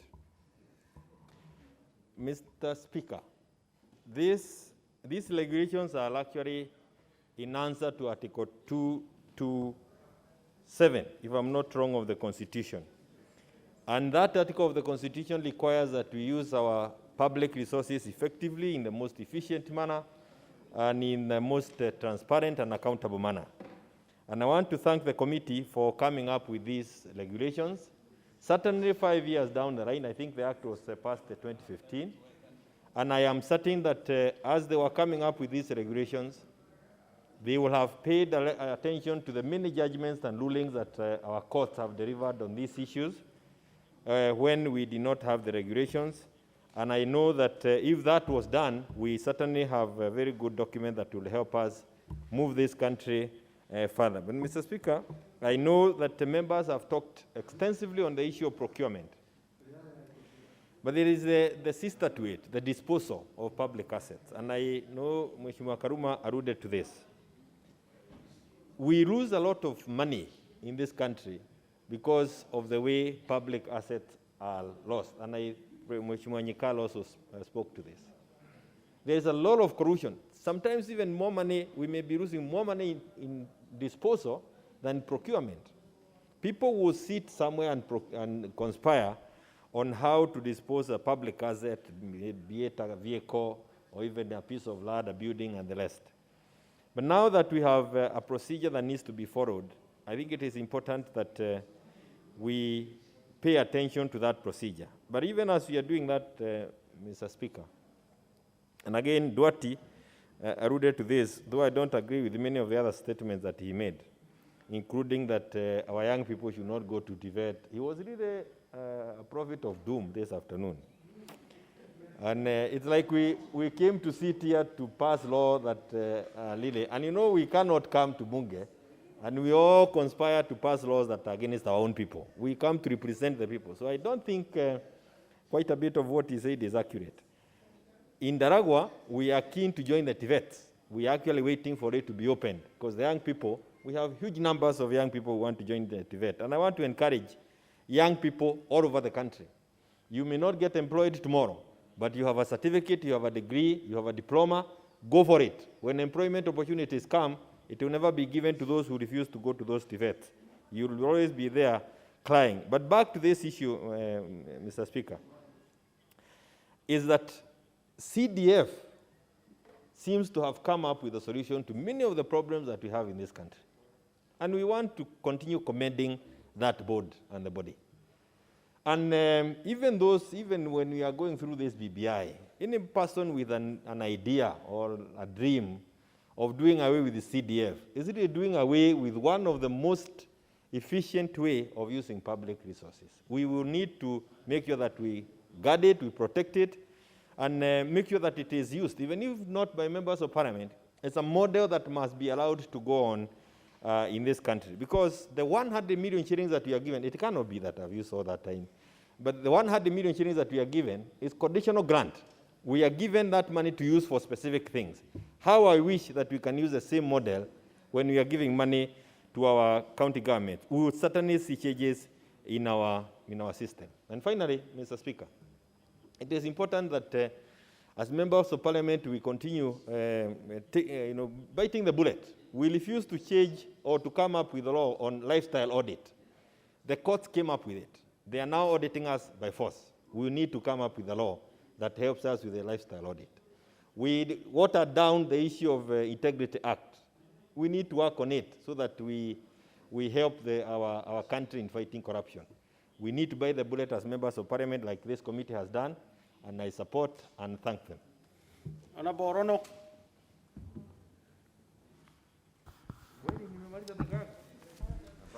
Thank you, Honorable Speaker, for giving me this opportunity to also weigh in on these regulations that the committee has come up with.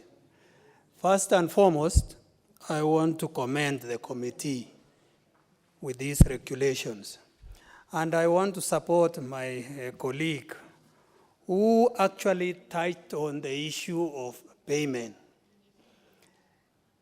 being paid is a nightmare in this country when you supply the government, and more particularly the county government. We hope this will improve as we go along.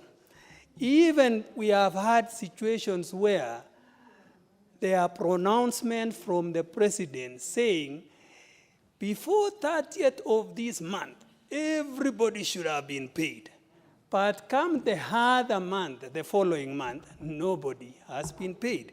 I sometimes wonder whether the president connects with the people who actually implement his orders, or it's wishful thinking. But needless to say, these regulations touching on procurement and, of course, disposal are very important. They need to be further tightened and tightened. My colleague, my chairman, Kioni. What is your point of order? Is that My Honorable chairman. Order Honorable Honorable He was Order, sleeping, Honorable Chair. He was sleeping, Don't Honorable engage- Speaker. Don't He had- engage Honorable Sonet. He is on a point Thank of you. order. Thank you. Is that Honorable Sonet? Yes. Yes. What This is is what is out of order? Mr. Speaker, I rise on standing order number 95, having noted the time which has been put on this particular motion, Mr. Speaker, and equally, Mr. Speaker, having noted that members have continuously repeated themselves in contributing to this motion, and I stand on that standing order number 95 that made the mover be called upon to reply. Well, I thank you, Mr. Speaker. Well, your request is well in order, but we only have the one speaking, Honorable Rono, and Honorable Tuitoek, who is not even here. Yes. Can we have just the two members, and then everyone else will have spoken?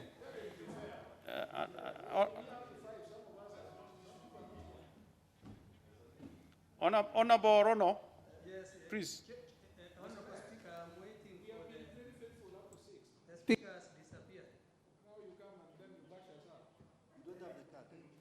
Thank you, Honorable Speaker. Of course, when you are rudely interrupted like that, you lose the momentum. But I hope I'll regain as we go along, and you had me one more minute. Honorable Speaker, I mentioned issues of procurement and, of course, disposal. Disposal is an elephant in itself, because goods belonging to the government are sold at a throwaway price. And when you compare with the goods being bought, sometimes you find the procurement, an item like a pencil, a pyro, is attracting a crazy amount of figure. Even the other day when we had the famous wheelbarrow, it's ridiculous, Honorable Speaker, and the people are still going scot-free. In fact, they have been uplifted. There are big people now in our government, those who actually handle the wheelbarrow issue. So, actually, it's like they were honored and given a gift for actually procuring the wheelbarrow at a very expensive price. We talked about the issue of people being paid. It's a nightmare to get paid when you actually supply our government. Take, for example, the other day, we told our youths, come and join this bandwagon of people tendering for goods so that you can supply the government. I know of a youth group that supplied the government, and they have taken 2 years to be paid, and they were starters. How do we uplift such people?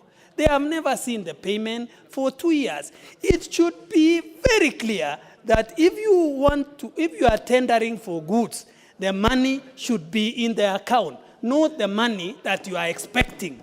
That is wrong. Let us use, as my chairman has said, the CDF model, where we have the money and then you procure. Anything short of that, we should not follow it. That way, we will never have pending bills in this country.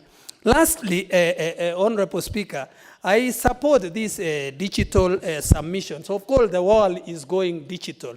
But if we have to go digital, let's go digital totally. But I find it very difficult if we can handle it in totality, because you will need to bring a sample of what you are actually set to supply. And I don't see a sample coming via digital. Another issue, Honorable Speaker, is the tender regulations. We have had items that we tender.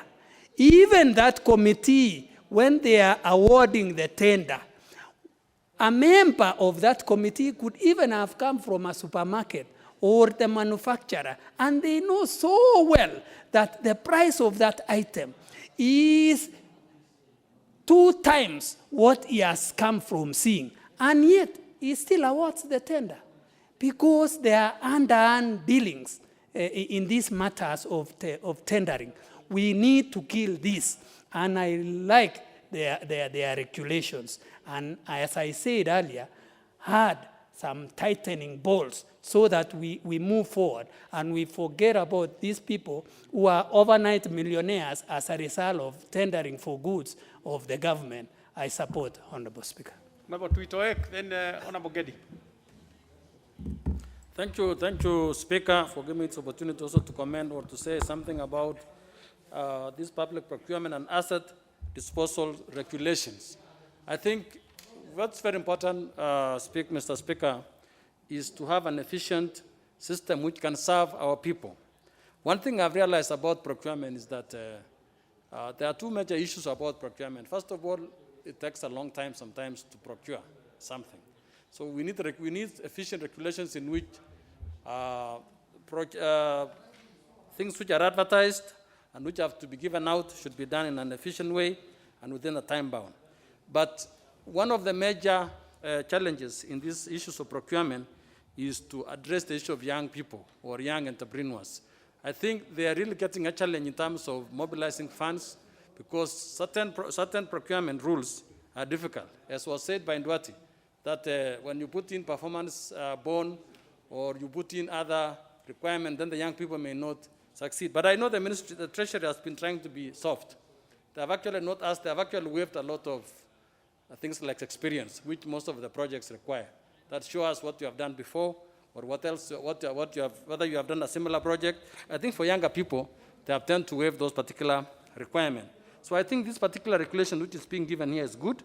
I think they are addressing the issues of efficiency.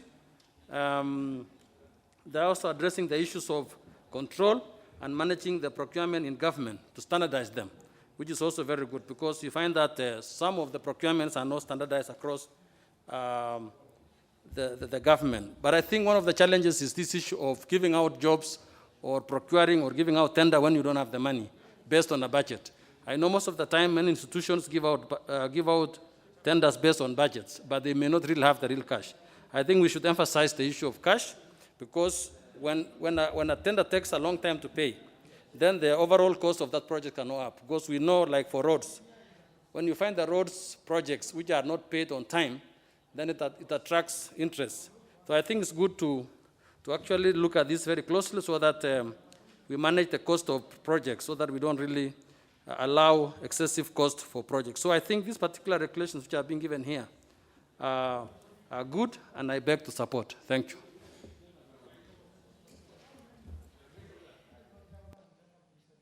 Yes, Honorable Adai, I saw you walking.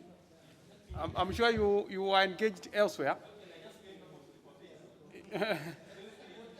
Very well, it is very serious, but Honorable Adai, I will be discretionary.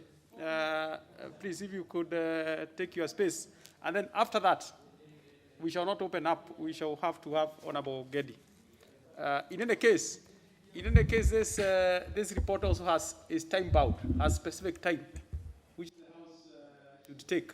In fact, Honorable Sonet, you did not need to raise, although it was okay to raise, this report has specific time, and you are bound by that time based on the House resolution. Okay.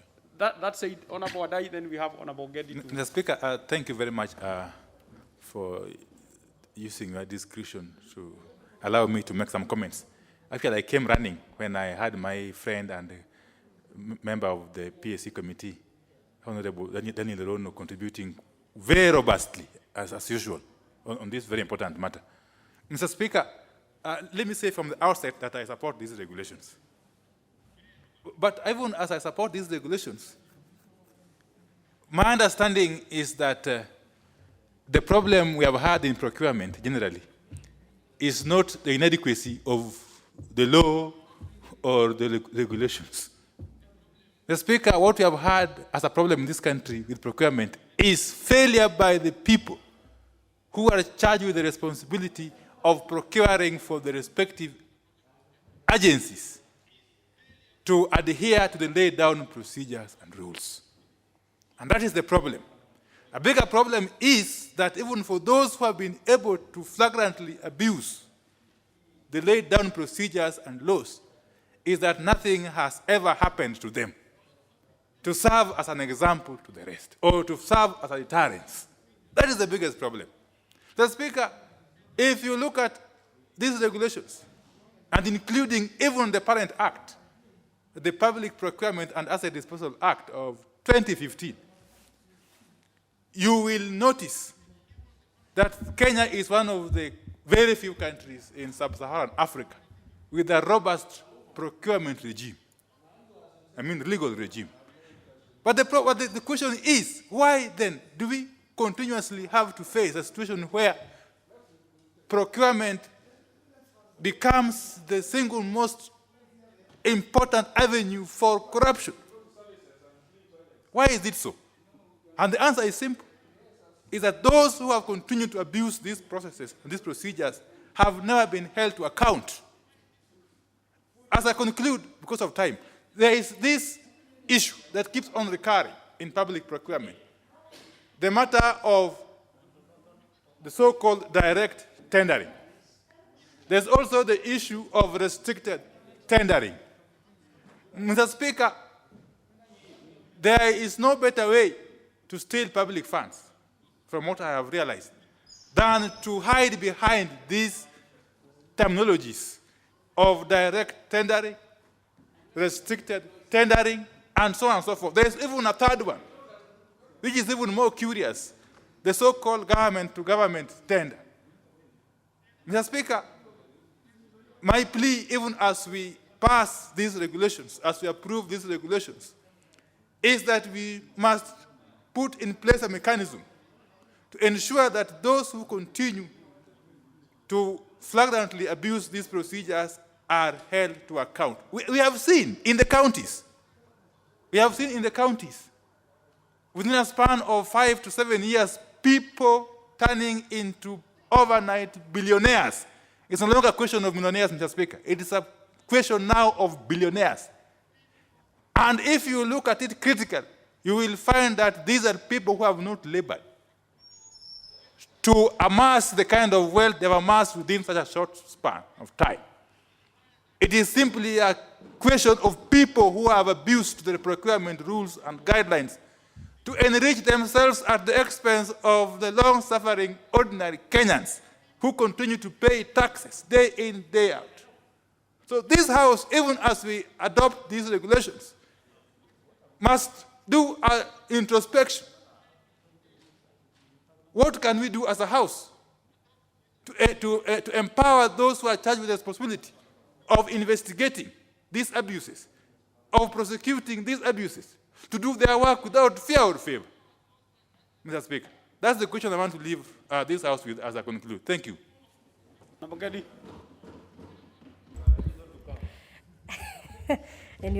Thank you, Mr. Speaker. I wish to thank you for the opportunity and the members for really staying up to this time and giving out the wonderful contribution to this motion. As I said, this regulation, Mr. Speaker, is a very important regulation to our people, the country, and also to Parliament, because as a oversight role, we want to make sure no shilling that is being appropriated by this House mismanaged and misused by either government entities or county government. Mr. Speaker, I also want to thank the members who are really praying for me and wishing me well. I'm not taking it for granted. With that, Mr. Speaker, I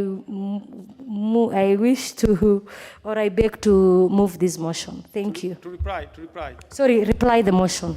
Very well. Honorable members, we shall pay putting the question on that particular motion to a subsequent time. Next order.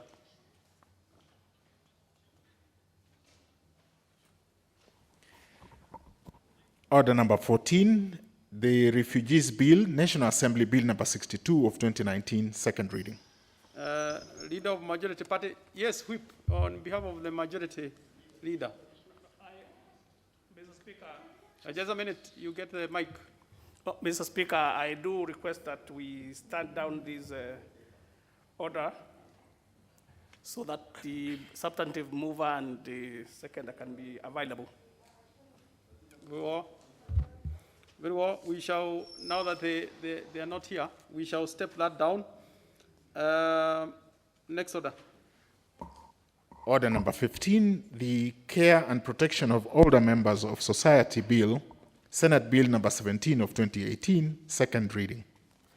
Honorable members, this is a resumption of debate interrupted on Tuesday, March 17, 2020. That's a while back.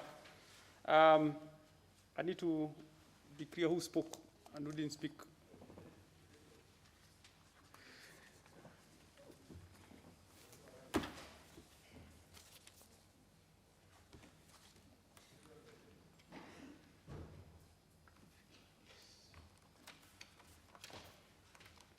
Essentially, if you spoke on this, you may not speak on it again. Honorable Bogo, did you speak to this? I'm sure I'll get the list in a minute. Just a minute, I get.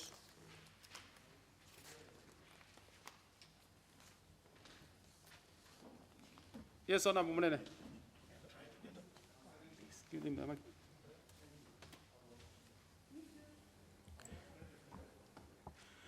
Thank you, Mr. Speaker. I admit that I really wanted to contribute on the refugee, but now that I'm on my feet, I think I'll have one or two things to say. And I do thank you for giving me this opportunity. Mr. Speaker, this bill is very timely, and I think as a society, time has come when we should embrace taking care of our old people. And we know at one point in time, all of us are going to age. And a society is gauged by how it takes care of its old people and the people who are deserving. And I think the mover of this bill has done a good job. And I think it is the right way to go, so that at least as you age in this country of ours, which you are given by God, you know that eventually this country care for you, and when the time comes, you not be abandoned, you'll be taken care of. And the beauty about the bill is that it's also saying how do you go about it, the process, the procedure, so that at least it's not just a blank way, because as we speak now, there's no proper rule about to take care of the aged, the old people, and most of us Kenyans depend on relatives, that it is the relatives or even well-wishers or even the NGOs who just come and have a hold home for the old people, and also maybe the relatives, you assume that the relatives are going to take care of the old people. But at least with the proper rule, we'll be joining the developed countries or the progressive nations, which they have seen the need to take care of their old population and also the people who are in that kind of need. So, Mr. Speaker, I do support this bill. Thank you. Honorable Mawade.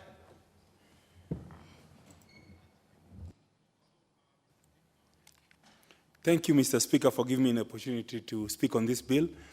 I support, let me start off by saying that I do support. This, as my colleague has just said a short while ago, this bill is long overdue, and because there is need for us to take care of our elderly, because as time progresses, that is also where we are headed. So not only do we need what is stated in here, but also we need care, or rather homes for the elderly to be created and built, constructed. And this is actually a large industry in other parts of the world. The elderly care is a very large industry that you find that the people have a place to go, not just depend on their relatives. Sometimes their relatives are not as willing as they should be to help them. And not only is this bill good, actually I also did not get a chance to contribute in last week on the issue of taxation of the elderly and pensions. That was it. The Parliament made a very wise decision of protecting our elders and people over 70, or other people, the retirees, and it was a very bad idea to have even a thought of taxing them. I stand to support. Thank you. Next is Honorable Nyikal. Thank you, Mr. Speaker, for giving the opportunity to discuss this. Mr. Speaker, this is an issue that is long overdue. Aging is a reality, and the number of people who are getting old, elderly, is increasing. Even though our health system may not be as good, but the improvement in our economic status means that the life expectancy is increasing, and so we'll have more and more old people. True, the structure of our families and our lifestyles has also changed. In the old days, most of the people looked at their children as their support system in old age. That is no longer true.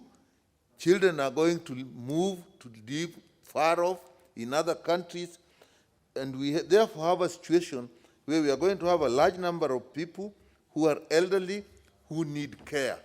Therefore, structure has to be put in place. And these people, it's like the situation is reversing. Their rights are becoming increasingly important. The right to legal capacity, as is taken care of in this bill, the right to equality and non-discrimination. Even if you look at the area of jobs, some of us who are approaching that, you start feeling that there's a feeling that old persons shouldn't even have jobs. There is, in some places, actually so bad that actually old people are thought to be wizards or witches and are actually killed, quite against the rights that they're entitled to. So they are entitled to protection, even to getting used to new technologies. As people get older and the technology is increasing, people find themselves actually unable to cope in the environment. But still, they're entitled to access even to public facilities, even to information. When you talk of ICT, a lot of old people now, at least some of us are lucky, we'll go to it with a little of it, but even then it will change. So really you are going to have a population that need a lot of support. As a society, we are obliged to take care of our old people just as we are obliged to take care of our children. In fact, when I was in the ministry, I thought there should be a law that also states that if young people do not take care of their old parents, they should just be punished as equally as parents who are not taking care of their children. So that is really the context in which we should see this bill. It is providing that. Now, what are we going to do? We can take care of them at home, but even when we are taking care of them at home, people still go out to work. They need support at home, so we will need systems. And I see that bill, this bill is actually looking at it. They have home-based care programs. There are times that even provisions for these people need to be delivered. So that will also need to be looked at. And when they are also being taken care of at home, the chance of abuse, particularly if we employ people to take care of them, then actually they're subject to abuse by the very same people who are likely to take care of them. And Mr. Speaker, even their health needs. I'll tell you as a doctor that as you get much older, your response to disease is different. The COVID is one good example, but even in all other illnesses, you may not respond the same way. So that level of care will also therefore be looked at. So I like this bill because it has put a structure for looking at the elderly persons in the homes. But what is going to come, whether we like it or not, they are going to be not homes in the community, but we are going to have old people's homes. A big challenge because the financial outlay that is required is big. The personnel that it requires is big. And therefore, we need to look at that. Now, through the cash transfer program, we are already seeing the problems. Even the cash they're being given, some of them cannot access the funds. And the people who are taking the funds are not taking care of them. So, Mr. Speaker, this bill even provides for an authority that will say when we put old people's homes, how do we inspect them? How do we make sure that there are ethical issues there? And this authority will look at that. So, Mr. Speaker, we could say a lot more, but in general, I support this bill. We have to put a structure and a legal system for looking after our Honorable Manzo. Thank you, Mr. Speaker, for giving me an opportunity to contribute on this very important bill.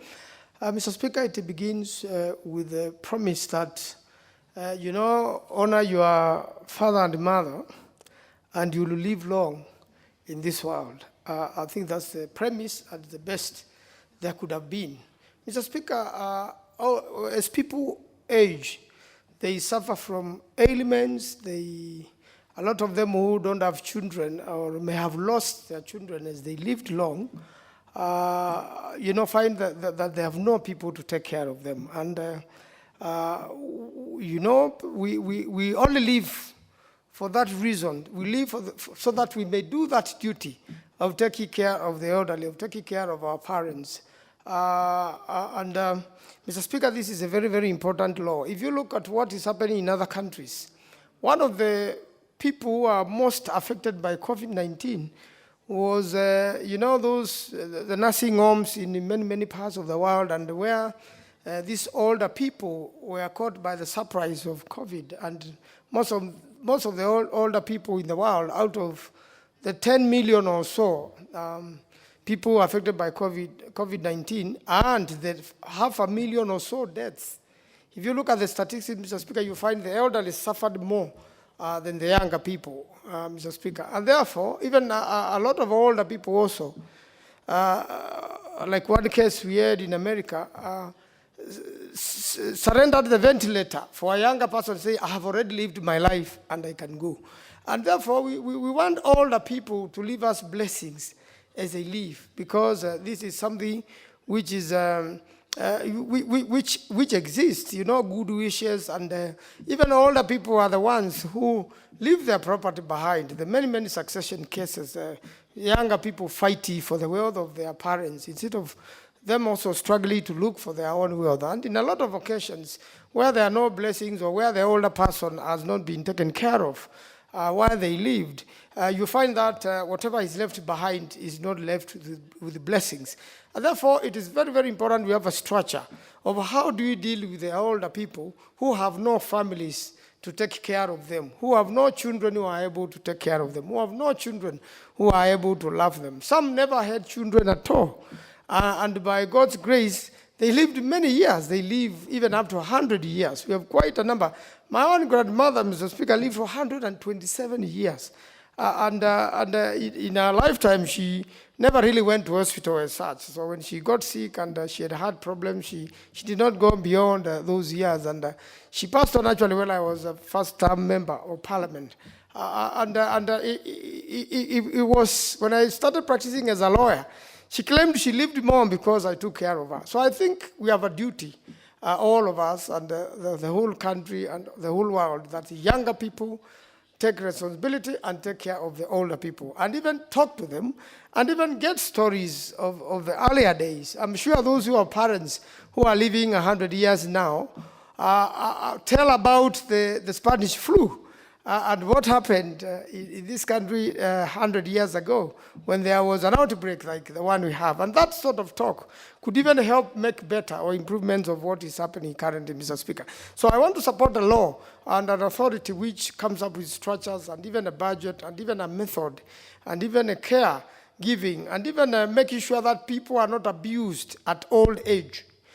People, you know, we have grandparents who have been killed by grandchildren, taking them away this money government is giving them because the younger ones think the older person doesn't deserve this money the government is sending to support the old people. The hospitals, are we going to still charge bills, you know, on those people? What can we do to make sure that their life is made comfortable and they are also useful to the country? And vice versa, you have old people who abuse grandchildren left under their care for one reason or another, for cultural reasons. So how do we make sure that that older person, if they have a court case at that age, they are convicted at that age, then what happens? Who is going to pay a fine or even pay a bail? Is that older person going to stay in custody because they are unable to pay bail or they are unable to pay themselves? So there are many aspects we can take care of. Very well. Honorable Kenny.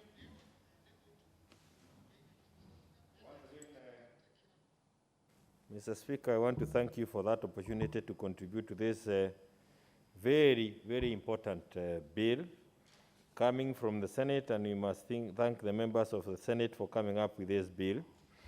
The care and protection of older members of society, Bill number 17 of 2018. Mr. Speaker, on the onset, I think it's important to mention that, and to commend the government, this government and the previous government, and especially this government, because it has continued to perfect the cash transfer system that benefits those who are a little advanced in age in our country.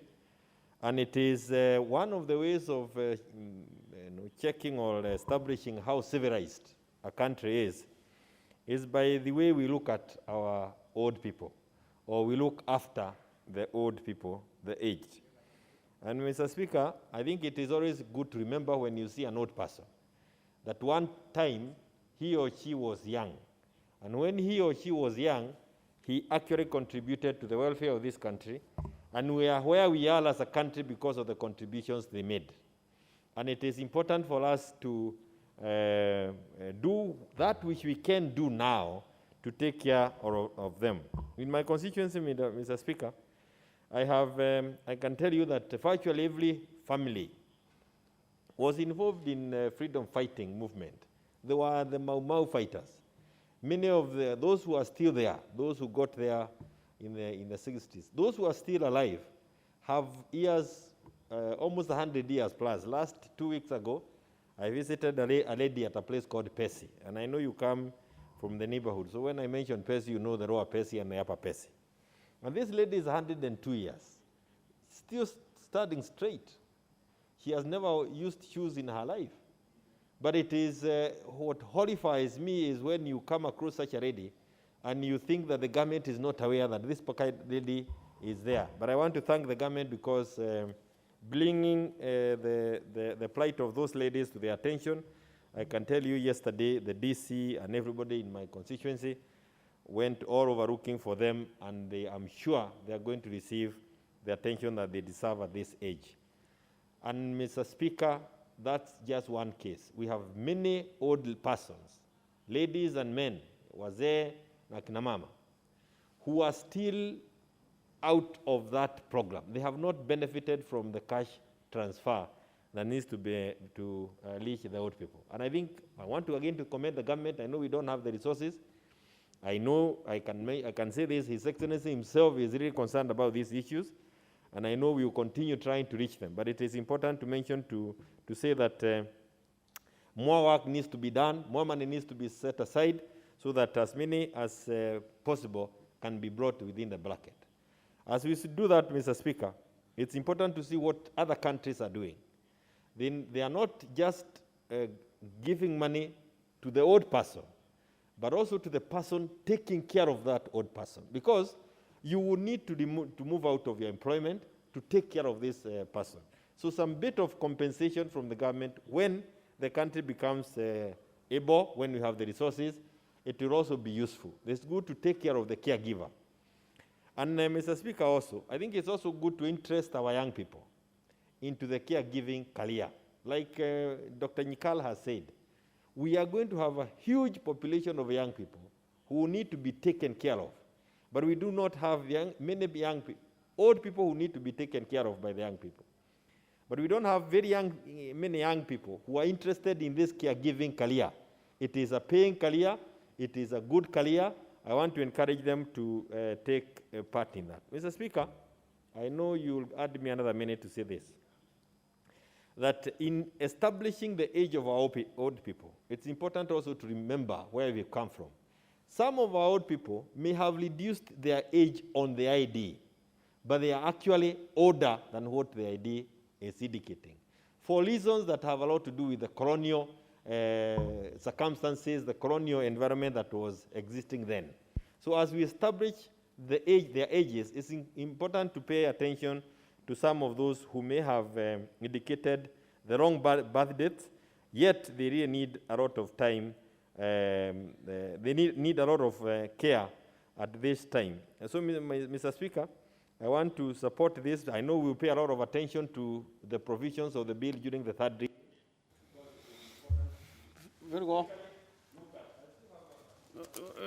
Very well, Honorable Kioni. Well, I'm sure the clerk should note that. But you're done with your 5 minutes. Honorable Rono, the Honorable Kioni, your measurement of 5 minutes is completely scientific. The issue is the clerk should notify you. Honorable Rono. Am I allowed to donate a minute for him, Honorable Speaker? Honorable Rono, Honorable Kioni had 5 minutes. You have 5 minutes. He's my chairman. I don't mind taking 4 minutes, and I give him a slice of my time. Needless to say, Honorable Speaker, I want to support the bill about the taking care of the elderly.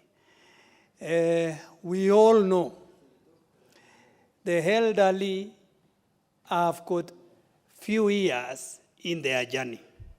Where they have come from is further than where they are going. And it's very important that we actually take care of them. A good number of them have contributed something to this country. And the people left behind, the young, the youth, and of course the men and women still living, have a duty to take care of the elderly. I like this bill, more particularly if we can establish homes for the elderly, those who are above 70, so that we don't have to do these cash transfers that are mirrored with a lot of irregularities, some money not reaching where it's going and so forth. Because sometimes these elderly are very lonely. You know, these elderly people, they love company. And more particularly, they love talking to their fellow elderly men and ladies. And if in some areas where they stay far from each other, they really have a challenge. And the youth, the young ones, leave them alone. And they are so lonely. So homes should be established, more particularly in every constituency. We have a home for the elderly, so that we actually set aside money from our budget to take care of these elderly. In other countries, the people taking care of the elderly are well paid. They are well paid and well trained. So I don't know why we can't do that. If we have managed to actually put together money to send for the elderly, there is no reason why we cannot establish homes for these elderly people to be taken care of. Take note that these people are technically the chosen few by God, because to have reached 70, 80 years, you are actually among the chosen few, because these are only forming less than 10% of the population of the country, each country, less than 10%. So it's only fair that they are well taken care of, because they have got very few years to live in this country and maybe other countries. Lastly, Honorable Speaker, is that the elderly that we hear about are normally molested by other families. They are even abandoned. Some are suffering. Some are in the streets. Some are not cared for, no money. Particularly during hard times, you ask yourself, why is this person not taking care of an elderly? And you will get an answer that this person is supposed, he has outlived his usefulness in this country. He is not supposed to be living. He is taking too long living in this country. So let's have a system where they are properly taken care of and well cared for, because they have actually contributed something. I support. Very well. Honourable members, there being no further interest on this bill, the mover, is the mover present? Not present. I wonder why the mover is not present. The chairperson, Departmental Committee on Labour and Social Welfare. But that as it may be, that the reply will be done in a subsequent time. Next order.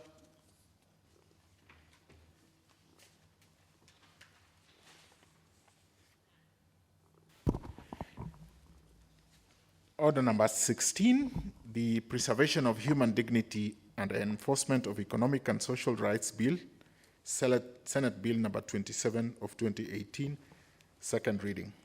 Chairperson, Departmental Committee on Justice and Legal Affairs, or Vice Chair or member? None is present, so that is stepped down. Next order.